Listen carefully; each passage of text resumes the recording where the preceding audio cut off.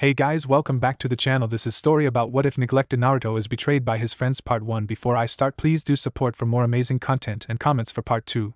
Do consider to subscribe my channel and share my video to your friends and check out the description as well. Let's start the video.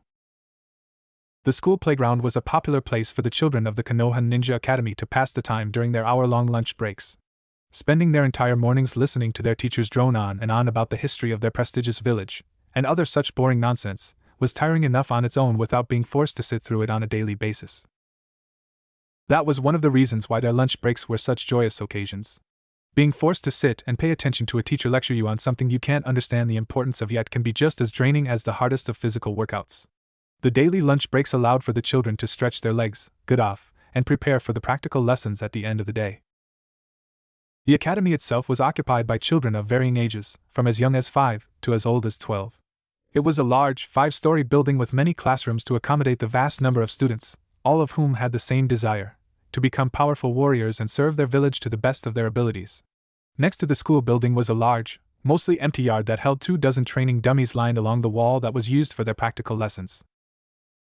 It was beside the large training yard, in the playground set up for the younger attendants of the academy, which had the most activity this morning.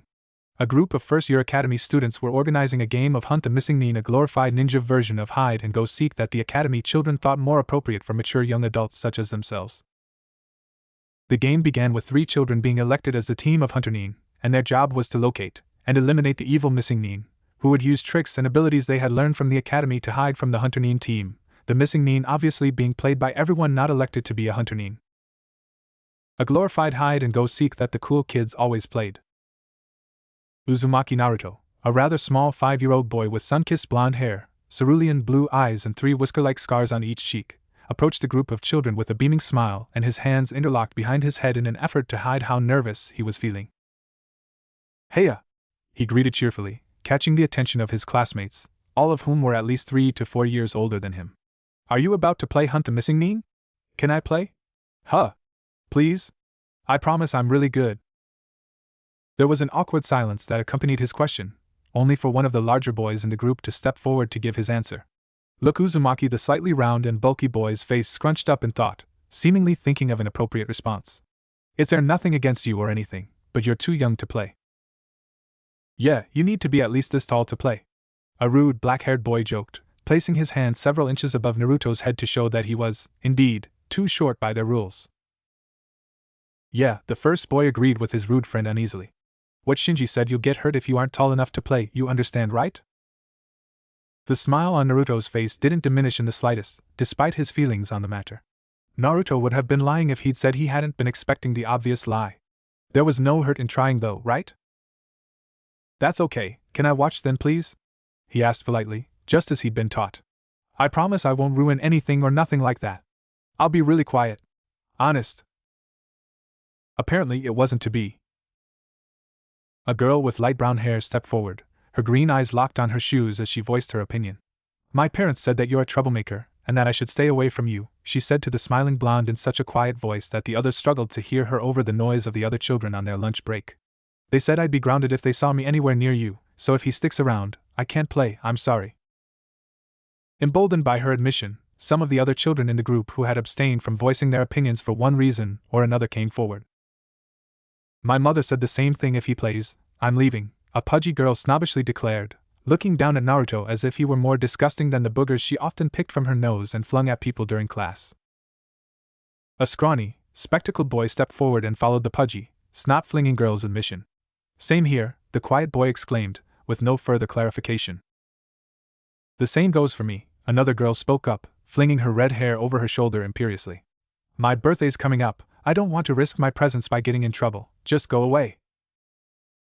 "Beat it, shrimp, before you get us all in trouble," Shinji once again exclaimed rudely with a menacing sneer before turning his back on Naruto and proceeding to organize the teams once again, as if he hadn't been interrupted at all. The other children seemed to catch on, as they all turned their backs on Naruto and proceeded to ignore him as if he never approached them in the first place. Feeling his normally unbreakable will starting to crumble, Naruto quickly spun around, his forearm covering his face, as he silently sprinted to the unoccupied swings on the other side of the playground. Nobody ever used the swings, they were deemed to be too immature for a ninja in training. Naruto flung himself into the seat of the middle swing and clung tightly to the chains, his entire body trembling uncontrollably. For some reason, Naruto always found comfort in these swings, similar to how a regular child found comfort in their protective mother's embrace. He hung his head low as his eyes began to sting and his vision began to blur. Naruto didn't know why he was so upset. It's not like this was anything new to him. For as long as he could remember, he had been ignored and given the cold shoulder by pretty much everyone in the village. In fact, the only people he could remember having any kind of conversation with at all were the nice people at the ramen stand he often visited, and the always kind leader of their village, the Hokage. In fact, now that he thought about it, they were the only people that even bothered to spare him a second glance. They were the only people who even bothered with acknowledging his existence. He had no real friends to speak of, especially since he only saw the Ikarakus when he could afford a nice meal, or the Hokage when he needed something. What kind of loser had no friends, and nobody to love him? Naruto fought off a fresh wave of sorrow when he realized how badly he had failed in his latest quest for friendship. How pathetic must he be to feel that it'd have been better to be beaten up, instead of ignored and left out. At least then, they'd be forced to acknowledge him, even if only to coordinate an attack on him. It seemed that no matter how hard he tried, it didn't make a difference. The Hokage had told him over a bowl of ramen that all he needed to do was give the other children time to see the real him, and then everything would fall into place. He had said that once they saw what a wonderful and charming boy he was, that there was no way they wouldn't want to play with him. For the supposed strongest and wisest man in the village, the Hokage seemed to be pretty stupid. He had heard some of the girls in the class complain about how much of an eyesore his bright orange clothes had been, so Naruto, not wanting to annoy the people he was trying to befriend, went without groceries for a whole fortnight so he could buy a new, less garish outfit. To buy the outfit itself was another task he had had to overcome on its own, as none of the shopkeepers seemed to have his size when he entered their stores, despite the fact that he'd seen several boys his age and size come in and out of the stores he'd visited with new clothes. It was a testament to his unwavering determination that he didn't give up right then and there, like many others would have in his position. To combat the obstacle of the unhelpful shopkeepers, he had gone so far as to learn the transformation jutsu to aid him in his task. The transformation jutsu was an advanced technique for an academy student that allowed a ninja, once mastered, to take the shape of anyone, or anything they so desired. He'd managed to learn it after many hours of spying on his upper classmates practicing the technique during their free time. Naruto used the technique to take the appearance of the boy he'd spied on to practice the technique, and asked to purchase clothes for his younger brother who was, coincidentally, the same size as Naruto. It was probably the best day of his life, being treated normally for a change, like an everyday customer in need of some new clothes. Seeing as the civilians he fooled to purchase clothes had no way to recognize him, they treated him much more amicably, normally, even. He had worn his new outfit the next day, hoping for some positive feedback, only for him to be ignored again, though the girls did stop complaining about his horrid fashion sense. Changing his clothes wasn't the only thing he had done in an attempt to win over his classmates, though, not in the slightest. He had one day noticed that the boy who was at the head of their class seemed to be admired or respected by all of the other students as a whole. So, Naruto, noticing and desiring to be treated in the same way, had studied harder than ever before, bringing his marks up so high that he was tied second in the class. That plan had backfired as well. Instead of winning over friends with his hard efforts, like he had hoped, they only became meaner and colder towards him, sometimes going so far as to say hurtful things to him to put him down. Apparently, they didn't appreciate being knocked down in rank to make a place for someone like him. Nothing he tried seemed to work. Was he such a horrible person that he couldn't even earn one friend? Lots of people had friends. It wasn't normal to have no friends. Naruto knew that much. Maybe he should just stop trying? Maybe he just wasn't supposed to have any friends. It was probably for the best. He was always told that adults knew best, and they all thought he was a bad person. Maybe they were right.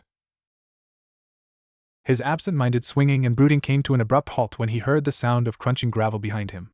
So excited was he that someone may actually be coming to talk with him, he actually forgot he was still on the swing.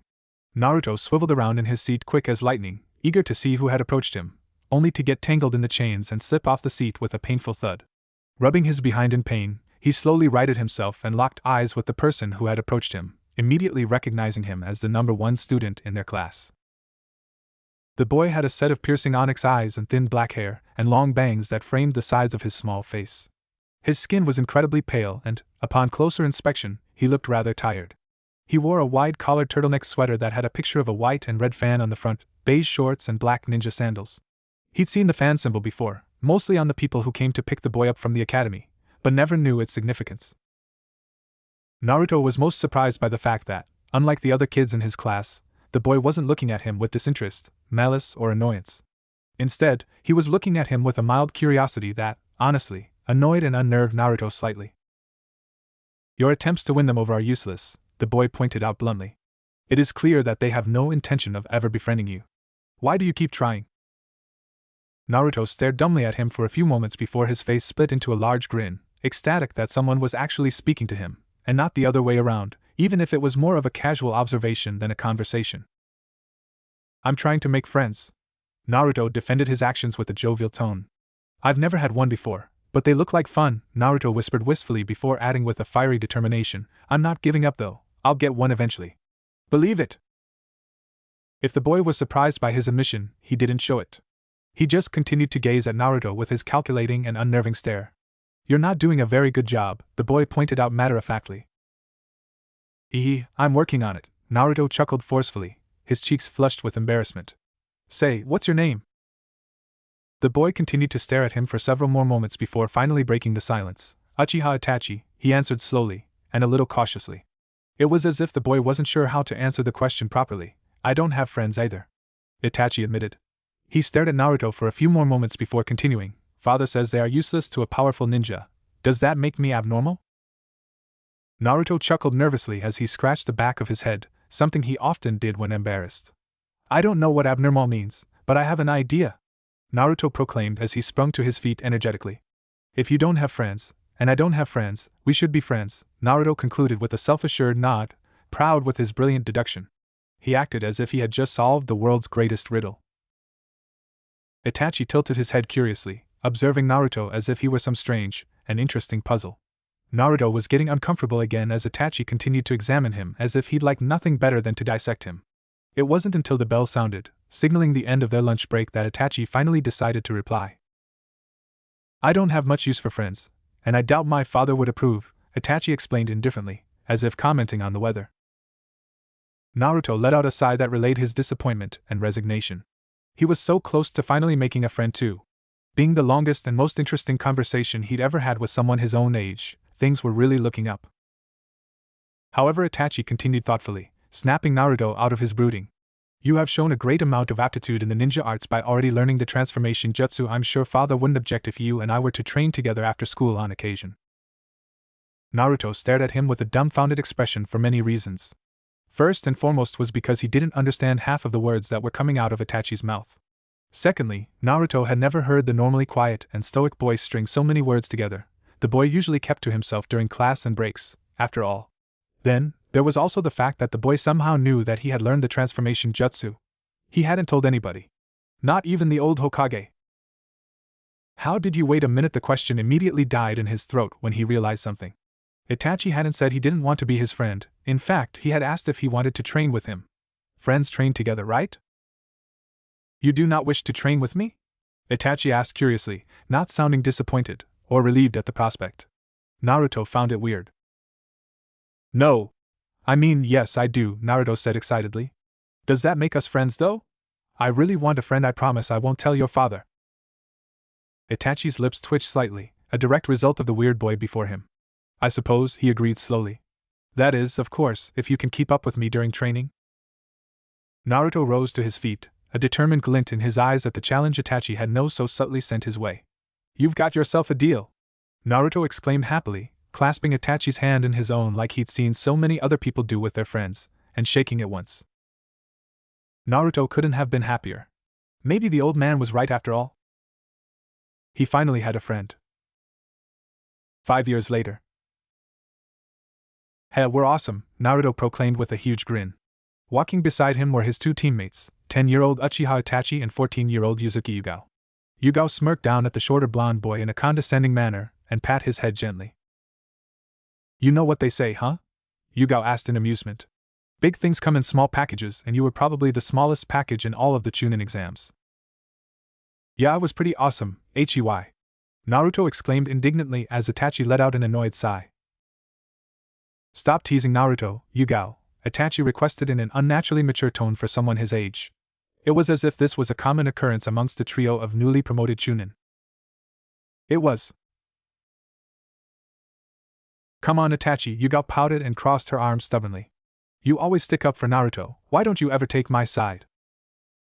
Itachi remained silent for several moments before responding, the fact that Naruto is unusually short is irrelevant. Hey bastard, you aren't exactly tall either. Naruto cut in angrily, only for Itachi to ignore him and continue speaking. Whatever, Itachi turned his face from Naruto to hide his amused smirk. Sensei gave us the rest of the day off. My mother should have just finished making lunch. Would you two care for some? She makes excellent cakes. Would you two care for some? Naruto mimicked Itachi's voice with scary accuracy. Stop talking like a weirdo, he accused crossly, only for his stomach to growl defiantly. Lunch does sound pretty good though, but you two should just go without me, Naruto suggested with a large grin. I've got a few things I need to do anyway. Yugao and Itachi both shared a troubled look before Itachi spoke up. My parents will not cause you trouble again, he assured his friend. We have just been promoted to Chunin, ninja with leadership responsibilities. At our young ages, is it not expected of us to celebrate such an event? You guys go ahead without me, Naruto insisted, ignoring Itachi completely and jogging away backwards for a few steps before turning and making his way to his apartment. I'll see you both tomorrow for team assignments, have fun! Itachi and Yugao both stood in silence until Yugao let out an aggravated sigh. Why does he have to be so difficult? He has his reasons, Itachi defended his friend in a monotonous voice. I need to make a stop by home first to let my parents know of my promotion. I'll meet with you later. Ah, Itachi, who would have known you could be so sweet? Yugao cooed as she pinched his cheeks affectionately, much to the boy's annoyance. I need to go and tell Daddy about the promotion, he'll be so proud. Yugao declared happily, before bidding Itachi farewell and speeding off towards her home. Itachi looked off into the direction Yugao had sped off in with an annoyed frown before making his own way to the Uchiha district. The Uchiha district, while one of the largest in Konoha, was not one of the richest. That wasn't to say that they were hurting for money, as having a virtual monopoly on the police force within a hidden village proved to be very prosperous for the clan. Removing his sandals at the front door, Itachi entered his home and immediately saw his mother at the kitchen sink with his 5-year-old brother Sasuke sitting at kitchen table, a look of excitement on his little face when he spotted his older brother. Big brother! Sasuke cheered, pausing from his preschool homework as Itachi crouched down to his level and poked the giggling boy in the forehead. Hello Sasuke, Itachi greeted with a small smile as Sasuke frowned and tried to look at the spot his brother had tapped on his forehead without success. Have you been behaving? Uchiha Mikoto spun around at the sound of her youngest giggling. She gasped in shock at the sight of her eldest son wearing the light green, armor tactical vest that labeled him as a Chunin-ranked ninja. Itachi, you were promoted from Genin. What excellent news! She exclaimed happily with a large, beautiful smile. Your father will be so pleased. Mikoto was surprised when Itachi turned his back on her without the slightest hint of having heard her before making his way towards his bedroom. Before completely leaving the kitchen, however, Itachi paused in the doorway and spoke to his mother without facing her. You'll have to tell him yourself, Itachi informed her coldly. I have some place more important to be tonight. Mikoto's eyebrows rose in surprise at her son's unusually cold attitude. It was so unlike him. Itachi was usually such a polite young boy, nothing but respect for his elders, especially his parents. Wondering the reason for her son's grouchy attitude, she continued preparing lunch for her family when her eyes landed on the calendar. October the 10th. So that was the reason for his attitude. The Uzumaki boy was now affecting their home lives. She hated the change in her son's personality ever since befriending that home-wrecking brat. She wished she had her loving Itachi back. She wished that he had never met and befriended him. Never once had she considered that Naruto wasn't the one to blame. Never once had she considered that, like everyone else in the village, she was just using the emotionally battered boy as a scapegoat for her problems. It was easier to be a sheep, after all. Naruto flattened out his Chunin vest for what must have been the 100th time that night. As soon as he'd arrived at his crappy 2-room apartment, Naruto had removed his newly obtained vest and laid it out flat on his small futon, a sense of pride surging through him every time he laid eyes on it. Against all the odds, he had succeeded. An unremarkable boy with no friends, no family, and no help whatsoever had done the unthinkable. He had not only graduated years early from the Ninja Academy, but he had been promoted to a Chunin-level ninja at such a young age. It took most ninja many more years to earn this promotion. He was so happy that all thoughts of his neglect and poor treatment from the other villagers had completely left his mind. That was until he remembered what date it was, of course. Oh right, Naruto sighed wearily, looking at the small slip of paper by his bed that had October 10th written on it in big, bold ink. At least this year I got a birthday present, Naruto exclaimed happily, flattening out his Jounin vest once more. Every year on his birthday, and during the festival hosted by the village to commemorate those who had fallen on that fateful night 10 years ago, Naruto would order himself a horribly overpriced and poorly made pizza. A treat, as he so rarely ate anything other than the cheap and delicious instant ramen offered to him by the Ikarakas. Padding over to the table by his sink, he took a seat on the floor and opened a fresh carton of milk before lifting the lid off the box of pizza. Naruto bent down low over the box and inhaled deeply as a cloud of steam rose up from the pepperoni and cheese-covered delicacy, enjoying the smell of his dinner immensely. It may have been slightly burnt, and the cheese on the pizza's base a little scarce, but that didn't affect the smell any. It smelled delicious. Naruto chugged some milk straight from the carton before taking a large piece of pizza and folding it along the middle. He was just guiding it to his mouth when there was a loud knock at the door. Bastard manager, Naruto grumbled, glaring at his front door angrily. He's probably here to give me my birthday present, more fees to add to my already ridiculously high rent, he said sourly. Ever since becoming a ninja of Konoha, Naruto had had to put up with these yearly rent increases thanks to his greedy asshole of a landlord. Funny, no one else living in this shitty apartment complex had to put up with this crap, and he bet they at least had working hot water and round-the-clock electricity. Ever since he started receiving the frequent paychecks that came with his profession, the greedy manager had seen it his civic duty to charge him out the ass for pretty much anything he could think of: maintenance fees, quality living fees, laundry usage fees, on top of the pay-per-use washing machines, pest control fees. When he had flat-out refused to pay the man any more than he already was, the landlord had not so gently informed him that if he didn't like it, he could always leave and find another place to live. Right, like that could ever happen. He lived in the shittiest apartment complex in the entire village. Dogs didn't even want to piss on the walls of this place, it was that bad. Even the rats had moved out many years ago for better accommodations. Smart rats. What kind of asshole would do that to a 10-year-old orphan anyway? He tried to arrange to meet with the Hokage regarding the issue, mainly for some legal help and advice. However, his requests for meetings had mysteriously gone unanswered. Naruto knew this was not the old man's fault.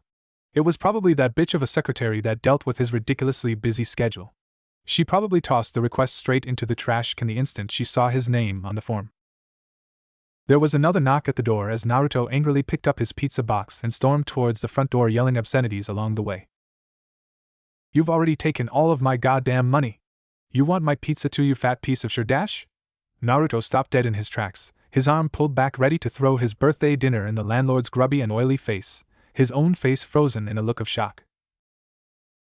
As soon as he'd opened the door, any thoughts of throwing his pizza and continuing his rant completely left his mind at the sight of the purple-haired Yugao in a pretty dress holding a birthday cake with 10 lit candles atop it, smiling brilliantly at him. Beside her stood a stoic-faced Itachi wearing a shiny orange party hat with a rather glittery party blower resting between his lips. He had a large, thin package held by his side. Giving the device in his mouth a quick blow, the curled-up paper attached to the end of the whistle shot out and hit the stupefied Naruto in the middle of his forehead, before curling back, much to Itachi's amusement. Happy birthday, Naruto!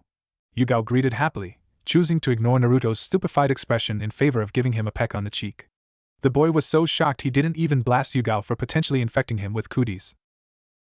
Naruto looked down to see Itachi standing on the body of his groaning manager, who was face down on the tiled floor outside his front door and looking pitiful, as always. So that's why Itachi looked taller than usual. Well, are you going to let us in? Or are you waiting for the candles to burn out? Yugao asked impatiently, as Itachi gave his party blower another swift blow, hitting Naruto on the nose this time.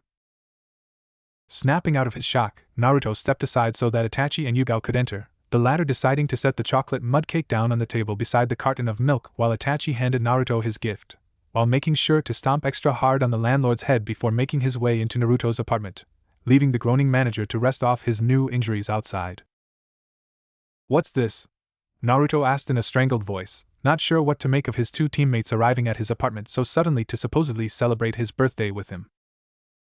Open it, silly, it's your present. Yugao smiled at him, pausing in her wary inspection of his shady apartment. She knew Naruto was an orphan, but this was a bit much. It was Itachi's idea, but we both paid for it. I hope you like it. Itachi exclaimed around his party blower, not bothering to remove it from his mouth to give a proper greeting. As he was about to blow it again and hit Naruto in the face once more, Naruto grinned and flicked the quickly oncoming tongue of paper so it swung back and hit Itachi on the nose. The boy narrowed his eyes at the silent challenge, but chose to let it slide, given the occasion and all.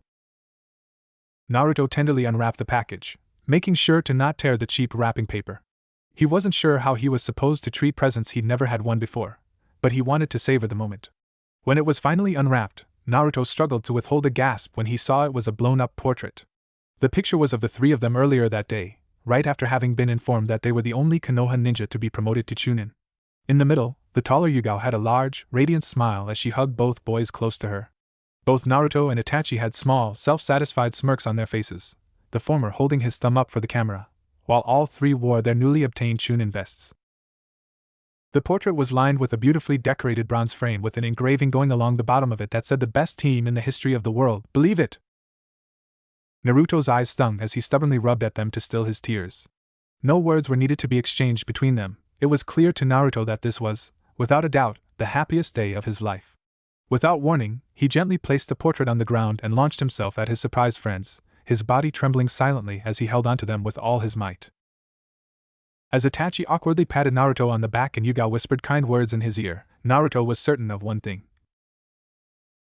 The old Hokage may have actually been onto something when he'd said that friends were the most precious thing in the world. 3 years later. Naruto sighed wearily as he strolled down the empty streets of Konoha, admiring how beautiful his home village looked when bathed in the ethereal light of the full moon. He had just returned from a particularly trying mission with his ANBU squad that had his team locating and infiltrating a hidden enemy base, obtaining as much information on their enemy's movements as possible, rescue any prisoners and then destroying the establishment. It wasn't that the mission was particularly hard, it had only taken just under 2 weeks to complete, after all. The base itself only had one skilled ninja manning it, and she had quickly fallen against the might of Naruto's powerful four-man team. No, the reason for his wary sigh was because the completion of this mission marked his 7th successful high-ranked mission in a row. It was getting tiring. Sure, the pay was great. In fact, he never even dreamed of having so much money when he was younger, but the mental stress of constantly performing his village's dirty work combined with the physical stress that 2-hour power naps, constant traveling, and fighting in battles his own home refused to acknowledge ever took place was starting to take its toll. Naruto was just glad that he had been given the entire week off, finally, for a small break. It was busy and dangerous times. Sure, they weren't currently at war with anyone, which many would see as a positive, but he knew better. Not being in a war was better for the village as a whole, but it made his job much harder and dangerous. If you get caught doing the missions he was assigned to do, there would be no cavalry coming over the hill to save the day. The village would cut all ties with you and erase all traces of your existence from their records. After all, you never existed in the first place. You can't have existed, because that would mean that your village had committed an act of war by sending you into enemy territory with less than honorable intentions. You can't commit an act of war if you send nobody into enemy territory, and that was what A and B were paid for. To be the nobody that got shit done. The shit that nobody talked about or admitted to, but everyone knew was needed. To be honest, with all the stress his job put him under, Naruto was surprised that his body hadn't just given out on him yet. He was still only 13, after all. Most ninja his age are barely leaving the academy as genin, the lowest rank in the ninja hierarchy. To be honest, it probably would have given out already if he hadn't willed himself to not look weak in front of Itachi. He'd never hear the end of it, if he did. He and Itachi had a little contest going on between themselves that they told nobody about. The contest was kind of in bad taste, as it was technically betting on people's lives, but with little to no sources of entertainment other than their spars, they really couldn't be blamed. The contest was to see who would be first to fail a mission, no excuses. You fail a mission, your fault or not, you lose. The fact that neither of the boys would never put the success of a mission before their teammates' lives made the contest all the more harder and exciting. Both were still going strong, and neither looked like they'd be failing anytime soon. Speaking of his quirky best friend, Naruto quickly changed his direction and made his way over to the Uchiha district. He hadn't seen Itachi for weeks, and it was time he paid his smartass best friend a little visit and maybe perv on his ridiculously attractive, yet somewhat rude, mother in the process. Shame it was rather late, she would probably be asleep. He knew better about Itachi though, the prodigious heir to the Uchiha clan hardly ever slept. Naruto could sympathize. It wasn't easy to sleep after having been forced to witness what they had in their rather short lives. War was a terrible thing. Banishing those thoughts, Naruto wondered if maybe now they could discuss how he'd finally pluck up the courage to ask Yugao to go on a date with him. Sure, she was 4 years older than him, but come on. The three of them have been working together ever since graduating from the academy. From little green Jounin, all the way to battle-hardened ANBU, they'd pretty much always been working together one way or another. That had to count for something, right? Heck, they would have been with him on his latest mission if Yugao hadn't requested for her week off sooner, and Itachi's father requested his son remain behind for some important clan business. Naruto stopped dead in his tracks at the entrance to the Uchiha district as an ominous feeling swept over him. Something was off, way off. It wasn't until he smelt the scent of blood in the air, and lots of it, that he burst into action. He ignored the several corpses littered on the ground around him, donned his porcelain ANBU mask and rushed towards Itachi's house, worried for his friend's safety. Uchiha Mikoto backed away from her eldest son fearfully as he slowly advanced on her with his blood-stained, ANBU-issued katana. What are you doing, Itachi? Mikoto asked hysterically, tears flowing from her eyes in torrents. Why are you doing this? Itachi chose not to answer. Instead, he continued to advance on her slowly and deliberately. All signs of emotion wiped clean from his face. Mikoto couldn't believe what was happening. Just 10 minutes ago, she and her husband had been making love in their bedroom when the power to their house was suddenly cut out. It was supposed to be a magical evening. They had decided to try for another child, and had prepared for it by sending a reluctant Sasuke over to spend the night at a friend's house for some privacy. They had barely begun when the power to the house was cut out, and before either of them could react, Itachi's katana was sticking out of her incredulous husband's heart, stabbed in the back by his own son. Mikoto had tightened her silk robe to preserve her modesty while backing away from her son in fear. She had the skills of a Chunin, at best, having married her husband young at the request of her clan and halting her ninja career. She was no match for her prodigious son. Mikoto watched as Itachi raised his blade, his eyes locking with hers briefly as the crimson and black of the Sharingan spun wildly. He hesitated for only a split second before bringing his blade down in one swift motion, his intent clear as day. Mikoto, frozen in fear, could only close her eyes and wait for the incoming blow to land and end her life. In the milliseconds before the blade connected, she found a myriad of questions popping up in her mind, one after the other. Why was this happening? Where had she gone wrong?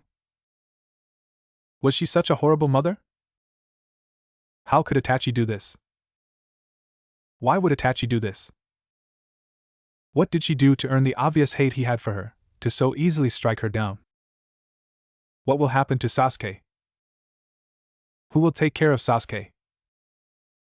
It was as these questions ran through her mind that she realized something was off. Where was the strike? Why wasn't she dead yet? Seconds had passed already. Surely her son hadn't changed his mind at the last minute? Opening her eyes almost reluctantly, fearful of what she may see, one after the other, she looked up from her position on the floor and gasped at the sight. A ninja stood between her and Itachi, one she could easily recognize despite his concealing attire. The ninja's clothing consisted of a mixture of gray, lightweight Kevlar armor and tight black clothes that screamed efficiency. His arms were crossed in front of his masked face, holding Itachi's blade at bay with his extremely durable forearm guards. Mikoto let out a quiet sigh of relief when she realized what rank this ninja held. It was glaringly obvious if you just looked at his uniform, and the red tattoo on his shoulder. He was a member of the ANBU, Konoha's elite ninja force. It was their job to protect the village from the shadows and do its dirty work. Anonymity was a major part of their lives. Unfortunately for this particular ANBU, it was not so easy to remain anonymous in front of someone like Mikoto. The sun-kissed blonde hair sticking out at all angles from beneath his mask giving away Naruto's identity in an instant. That shade of blonde was rather uncommon around these parts, after all. Also, not many would jump in the way of one of Uchiha Itachi's strikes, such was his reputation even before joining the ANBU's forces. What are you doing, Itachi? Naruto's voice, muffled by the mask, asked accusingly. Naruto's arms were still crossed and holding Itachi's katana firmly in between forearm guards. He only briefly made contact with his friend's eyes before focusing his attention solely on Itachi's chest. I see you've got those eyes, he noted. I thought nothing was worth the cost? Itachi didn't answer him. Instead, he kicked out with his right leg, hitting Naruto in the gut, before spinning around to decapitate his mother with a lightning-quick horizontal slash. Naruto flashed through a few hand seals at blinding speeds before slamming his hands into the ground as he fell. Once again, Naruto stopped Itachi's blade as dozens of extremely durable streams of what looked to be wood burst through the floorboards and surrounded Mikoto until they formed a protective cocoon. Itachi knew better than anyone that nothing was going to break through the wooden prison, especially not his cheap blade. Flashing through his own set of hand seals, finishing with a tiger seal, He brought his right hand up to his mouth and launched a large fireball at the wooden prison, intending to burn it to a crisp, and his mother inside of it. Naruto, always the quicker one at making hand seals, already had a wall of earth rising from the ground to take the brunt of the fireball before it could incinerate the wooden cocoon and the woman within. Naruto disappeared with a burst of speed and placed himself between Itachi and the wooden cocoon, his arms and body ready in a defensive stance.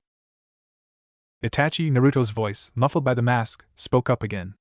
You know I can keep this up all day. How long do you think until the Hokage realizes what's going on? Itachi still refused to answer him, but as he realized the truth of Naruto's words, he glanced once more at the cocoon before looking at Naruto. Killing her would have been merciful, he said in a voice completely devoid of all emotion before turning and disappearing with a burst of speed using the body flicker technique. Naruto waited a few moments to make sure Itachi had indeed disappeared before letting out a sigh of relief. Naruto released his technique, allowing Uchiha Mikoto to fall free from the wooden cocoon that protected her from her son. Once freed, Naruto saw that she was sobbing quietly with her head in her arms. He wasn't even sure if she was aware of her surroundings anymore. Realizing that she had been freed, she locked eyes with her savior before burying her face back in her arms. Why did you save me? She asked quietly. I've never done anything to deserve your kindness, let alone anything to earn you risking your life for my own. My life was never at risk, only yours, Naruto said confidently. What happened? Naruto thought that Mikoto was ignoring him until she spoke up after a few moments of silence. The power went out, and then Itachi killed Fugaku, then he tried to kill me. He got Fugaku before we knew what was going on. He killed his own father in cold blood. Naruto turned his head to spy the leader of the Uchiha clan lying several feet away from them on the hardwood floor, dead with a stab wound to the heart.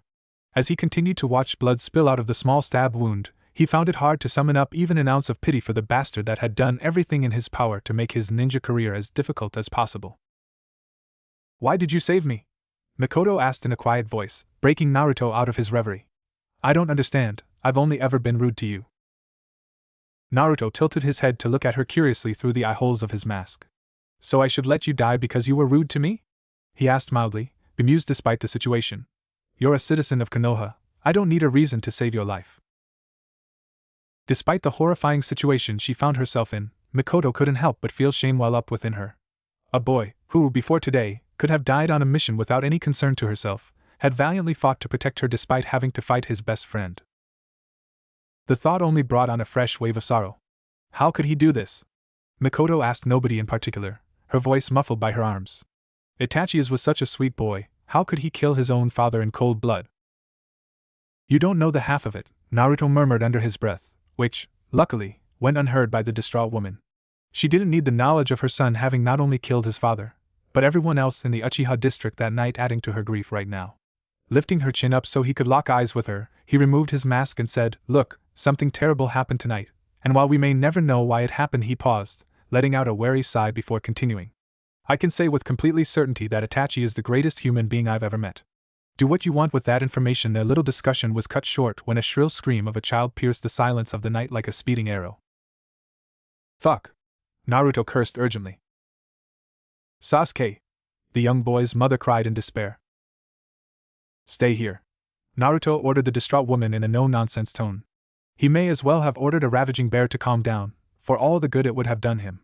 Knocking Mikoto out with a well-placed chop to the neck, he placed her over his shoulder and headed outside to the source of the scream, not willing to leave a woman who had recently had an attempt on her life alone in this situation.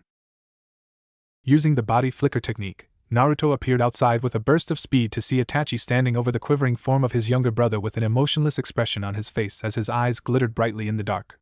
Itachi didn't even acknowledge his presence when he arrived and turned to walk away, but before he disappeared into the night, he turned back and locked eyes with Naruto, his Sharingan no longer activated. Naruto remained silent despite the fact that silent tears were streaming down Itachi's face. Look after them, he said, his voice cracking slightly. This will be the last time, I assume, that we'll ever see each other again. He bowed his head briefly before raising it again, a smile that didn't reach his eyes gracing his fair features. I guess this means you win our bet, though I doubt I'll ever be able to make good on the agreement. Goodbye. Itachi, wait! Naruto exclaimed urgently, but it was too late. Itachi quickly disappeared once again using the body flicker technique, and Naruto could only assume it was to flee the village. What the hell had happened here tonight? Why had it happened? How could he, Itachi's best friend, not have seen this coming. Itachi wasn't a homicidal maniac, he never did anything without reason, especially kill his freaking family. He would find out what the hell happened tonight even if it was the last thing he did. Uzumaki Naruto's eyes slowly fluttered open as the ceiling of his apartment came into focus. Rubbing at his face tiredly, he looked over to the clock radio that was perched atop his bedside table. He sighed as the red digitized numbers glared back at him, and let him know that it was just 1 hour until noon. Breathing deeply through his nose, he pulled himself into a slouch-seated position and, as usual, the first thing that grabbed his attention was the large framed portrait of his Jounin team hanging on the wall opposite his bed. The picture he had received as a birthday present all those years ago always served to dampen his mood, so much so that he wondered why he hadn't taken it down yet. Probably because it's a reminder of happier times. That thought came to him as he noted how happy and carefree they all looked in the photo. Things were so simple back then. They'd train hard, they'd do their missions, and they'd hang out together afterwards. The perfect team, their sensei would say, despite the obvious distaste he held for one of its members. Forcing his gaze away from the portrait, Naruto got up from his bed and staggered towards the bathroom, removing his underwear as he stumbled into the shower. The cold air on his naked skin wasn't exactly a welcome sensation, but he would soon make up for it with a nice warm shower, a fairly recent addition to the Uzumaki household. Quickly finishing with his shower, he dried himself off with a soft towel before wrapping it around his waist and heading towards the kitchen.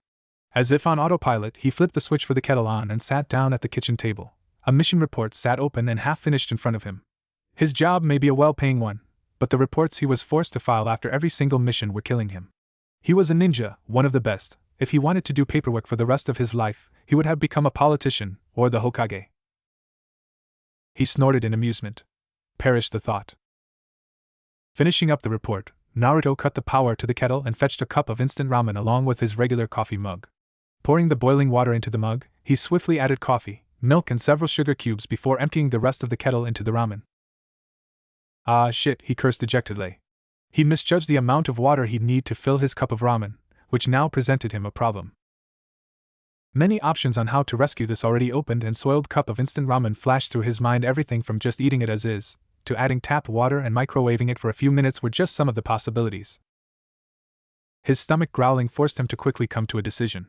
Taking his cup of coffee, he looked at it thoughtfully for a few moments before shrugging and emptying it into the cup of instant ramen while stirring it thoroughly, humming an unknown tune to himself as he did so. He was too damn hungry to wait for breakfast. Using his chopsticks, he shoved a bunch of the steaming noodles into his mouth and let it just sit there for several moments as he absorbed the taste. He chewed a few times, his face blank and his eyes closed before swallowing and going for a second serving. God, that's disgusting, he murmured distastefully before swallowing some more of the coffee-flavored noodles without hesitation, reminding himself to suggest the dish to his friends at the Ichiraku ramen stand, if for no other reason than to hear his favorite waitress' delightful laugh. Hearing the echoing screech of a hawk outside, Naruto let out an exasperated groan before walking over to one of the large windows to investigate. A small brown hawk was circling in the sky above his apartment complex and letting out its cry before flying back off towards the Hokage tower shortly after being spotted, its purpose served. Hearing a shocked gasp, Naruto looked down to see an attractive girl around his age blushing and trying, but failing, to conceal the fact that she was openly staring at him. Her mother, on the other hand, tried to shield her daughter from the sight of an almost naked Naruto, scowling at him in the process. Morning! Naruto greeted them flamboyantly from his fourth-floor apartment, ignoring the angry woman. Nice day, huh? A little on the breezy side though, he made a show of airing his nether regions behind his towel. The girl only flushed more when she realized that he was talking to her. The mother, however, wasn't impressed. She grabbed her daughter's elbow and dragged her along more quickly before barking at Naruto. Have you no shame? None at all, ma'am, Naruto assured her nonchalantly as he watered the pot plants he had hanging by the window with a smile. The plants dealt with, he turned and flung his towel with a flourish over at the heap of dirty clothes by the front door. He reminded himself to do the laundry today. It was starting to smell in here even with the windows fully open. As he brushed his teeth, his cheerful demeanor vanished as he spied the small orange container sitting beside the wash basin. At a speed that suggested he just wanted to get it over with, he reached for the bottle and emptied 2 small yellow pills into his hand before throwing them in his mouth and swallowing them in one gulp. Once done, Naruto headed to his bedroom and dressed in his standard ANBU uniform of gray armor over black clothes, his face hidden by a white porcelain mask. They said the mask's purpose was to safeguard his identity. Naruto just figured it made them all look more badass and mysterious. The entire process of getting ready took just under 2 minutes. Preparing quickly was an essential skill a ninja in his position had to possess if they wanted to be successful. Just before leaving his apartment, he donned a large, hooded white cloak before using the body flicker technique to speed his travel. His destination was the Hokage's tower at the base of the large monument made in tribute of Konoha's previous leaders, the Hokage Monument. Naruto briefly glanced at the 4 faces carved into the cliff face that overlooked the village. The first Hokage and the second Hokage, the original founders of the village, were the first 2 faces on the monument, followed by the third Hokage, who was their student, and also known as the god of all ninjas. The last face on the monument caused Naruto to pause briefly as he glanced at it, the 4th Hokage, also known as the Yellow Flash, and said to be the most powerful ninja Konoha had ever produced. Of the 4 leaders represented on He Cliff, only one of them still lived, and he was currently sitting behind his desk as Naruto entered his office, a long wooden pipe held between his wrinkled lips. The third Hokage puffed out a small cloud of smoke as one of his best ninjas virtually appeared out of thin air on the opposite side of his desk in a kneeling position. "You called, old man?"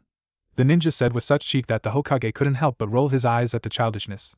He had to keep reminding himself that this young man was virtually single-handedly dealing with their village's security and continued well-being. "At ease, Naruto," the Hokage replied dryly, knowing who this particular ninja was immediately, and thus, how pointless such a statement was. The now 18-year-old ANBU commander always seemed to be at ease, at least, on the surface. The third Hokage knew better. "Sure thing, Sarutobi," Naruto replied pleasantly, taking a seat in the chair opposite his village's leader. The informality in which he addressed the older man and the lack of reaction from said man spoke more of their relationship than any words could. "Not to sound rude or anything, but what did you call for?" "I was supposed to have the rest of the day off, something you actually made very clear last night, if memory serves. And as I promised, you will have the day off, at the very least, from your current duties," Sarutobi assured as he leaned back in his comfy chair. The Hokage was dressed in his ceremonial white and red robes that flowed around him and concealed the withering body beneath.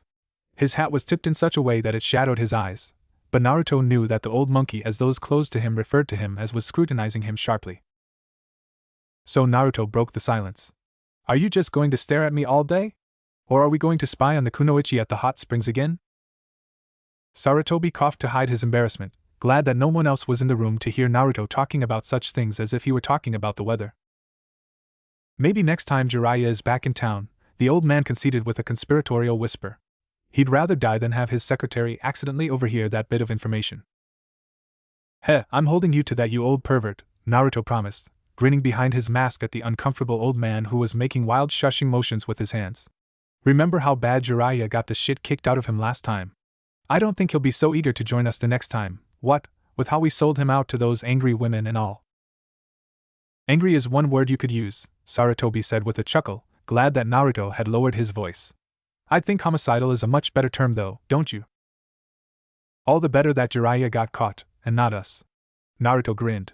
"So, perverted tendencies aside, are you going to tell me what I'm here for?"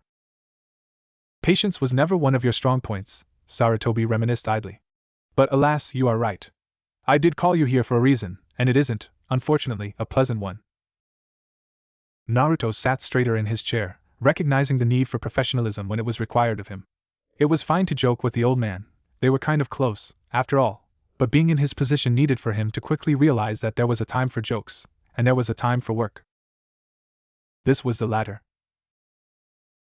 "Hatake Kakashi has been hospitalized." Naruto knew better than to fire off the millions of questions that were running through his mind in response to that simple statement, so he sat back and waited for the old man to finish his report. He and his new Jounin team recently came back from a C-rank mission in the Land of Waves. Unfortunately, the client misinformed us of the specific details of said mission, and what was initially marked as C-rank was most probably A-ranked. Naruto frowned at that piece of information, but not for the expected reasons. Hatake Kakashi had been his superior in ANB years ago, and was an extremely capable ninja. Even if the mission he and his Jounin team were sent on turned out to be an A-rank mission, he certainly shouldn't have had much trouble with finishing it. An A-ranked mission was nothing compared to the dangerous S-ranked variety those in ANBU were tasked with frequently. According to his report, the Hokage began in a slightly skeptical tone. Hatake Kakashi said that his skills had become rusty ever since his retiring from ANBU, and it was this that caused him to slip up and be injured. "You don't believe him?" Naruto asked the leader of his village curiously. "I have my doubts," the Hokage lied smoothly, conceding that it wasn't his story to tell. Taking another puff from his pipe, he continued, "It will take a lot more than a year off from full ANBU duties to dull the skills of someone like Hotake Kakashi. However, that is the report he submitted, so that is the one we must believe until we have proof saying otherwise." "You want me to investigate the issue?" Naruto asked with a frown. "How is this not one of my normal duties? You're not making much sense, old man. While I would appreciate you looking to the issue, that task will be secondary to your new one." He paused for effect and to make sure he had the young man's full attention. "Your new mission is twofold. The first part of it is to watch over 2 of the members of Team 7, become their protector, as it were," Sarutobi said, almost positive that Naruto's eyes had widened behind his mask in shock. "And the second part is to oversee the training of one Uchiha Sasuke. You will be doing this as their temporary sensei." Sarutobi noticed Naruto's shoulders stiffen at the mention of the true purpose behind his new mission. "And if I refuse?" Naruto asked in a guarded tone. Sarutobi wasn't surprised. "You cannot refuse," Sarutobi said gently. "This mission comes directly from the council and the Fire Lord himself. As a matter of fact, you were personally requested by him to be the one to take over as the Jounin sensei of Team 7, in Kakashi's absence. You expect me to believe that the council are willing to entrust the welfare of, not only the last Uchiha ninja, but the Fire Lord's only son to me?" Naruto asked in disbelief.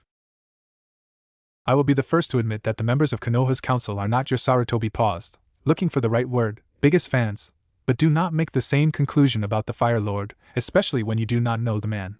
And rest assured that, while the council may hold some animosity towards you for what you contain, they do not, and never will question your skill and loyalty. I still don't see how, or why, the Fire Lord would request me personally. My fighting style may be recognizable, but my identity is still kept hidden," Naruto pointed out curiously, before adding, "There aren't many in this village who know of my bloodline either." "The Fire Lord did not initially request you by name," the Hokage conceded. "He requested my best ninja, and I offered him you. Naturally, due to the sensitivity of the situation, I was forced to give him your name.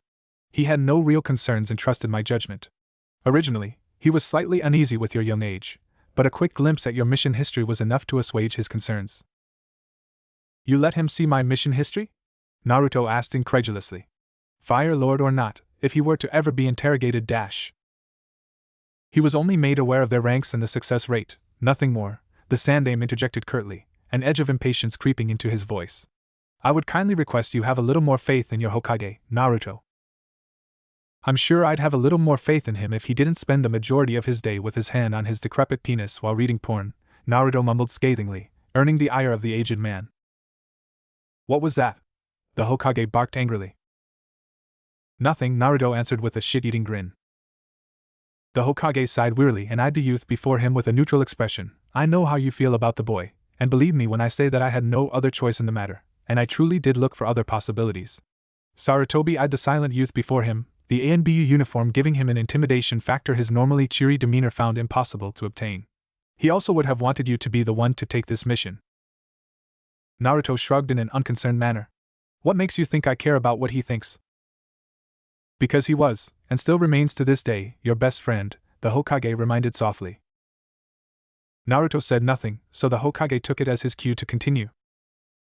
"This counts as a long-term A-rank mission, but you will be paid your usual salary along with an added 50% extra upon completion. Call it incentive. The Fire Lord has also donated some of his personal funds to make sure his son is as protected as possible." Sarutobi grinned as Naruto's head snapped in his direction. 50% of my total wages no matter how long the mission is? Extra?" he parroted incredulously. "He must be pulling out all the stops, huh?" Naruto mused to himself as he looked out of the window. It was a beautiful day, too beautiful to spend it cooped up in this musky and smoke-filled office with the decrepit and perverted old man, god of all ninja, or not. It'll free up some of my debts, that's for sure. "You need money?" the Hokage asked in surprise, as Naruto's head slowly turned to him. Even with his full uniform on, Sarutobi seemed to know what the boy was thinking. "I know where your pay goes," the Hokage snapped irritably, "but that shouldn't be leaving you in debt. You know, this is an issue you should be taking up with your council, as I've asked you to 1,000,000 times already," Naruto retorted dryly, a cynical emphasis thrown in for good measure.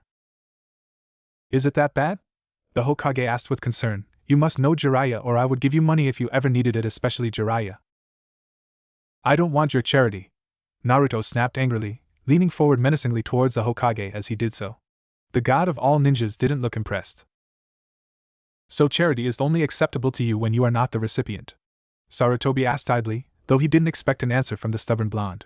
He was just like his parents in that regard, infuriatingly stubborn. How long does the mission last?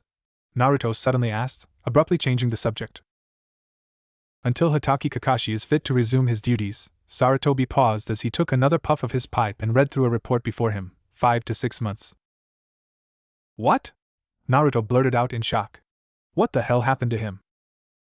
I believe that is something you should ask him, Sarutobi replied nonchalantly. You can do it when you go and speak to him about your new team. You are both acquainted, yes? Naruto shrugged vaguely. I don't think he likes me very much. Is it about Dash? Sarutobi began to ask, only to be cut off by Naruto. Nope, Naruto answered with absolute certainty that startled the elder man. He's probably just jealous of my awesomeness. Indeed? The Hokage replied dryly, earning a shrug from the boy. If Naruto wasn't concerned, then neither was he. You have no further problems with taking this mission then? Naruto leveled a deadpan stare at the old man from behind his mask. We both know that I never had a say in the matter. True, Sarutobi conceded ruefully, but I would much rather have a willing ninja under my command than one forced to do his work. Hey, don't walk away from me when I'm giving you an important lecture. See you around, old man, Naruto casually waved over his shoulder before disappearing from his office in a blur of speed. Such disrespect, Sarutobi grumbled angrily before reluctantly returning to the mountain of paperwork on his desk with a weary sigh. Uchiha Mikoto yelped in pain as the needle she'd been using to mend her son's training clothes pierced her skin. She sucked on the wounded digit briefly in the hopes of stemming the blood flow while she searched for a band-aid. This wasn't how she had planned on spending her day when she woke up this morning. Her son had unceremoniously dumped his damaged clothing on her before going out to his team meeting without so much as a word. Was it so much to ask for a please or thank you once in a while? Unfortunately for her son, it seemed so. She let out another sigh as she passed the black thread through the eye of the needle and continued to expertly mend the fabric. It's not like she had anything better to do. In fact, all she had planned to do for the day was to get her grocery shopping done and maybe work on her garden some. Ever since the massacre of her family, something she tried hard to not think about, Mikoto hadn't had much to do with her time. Originally, she'd had a job as a secretary at the Konoha Police Department, working alongside her husband and aiding him in his duties. When she wasn't doing that, she was a devoted housewife that took care of her family of 5, her 2 sons, her husband, and her father-in-law. In her spare time, she used to chat with the other women in the Uchiha district, trading gossip and bragging about their own family's achievements as they saw fit. It was a nice, sometimes bland life. Now, though, she found herself with an infinite amount of spare time, and not much to do with it. Sure, she still had friends, but that did little to lessen her boredom when she was home alone, and her son out performing his ninja duties.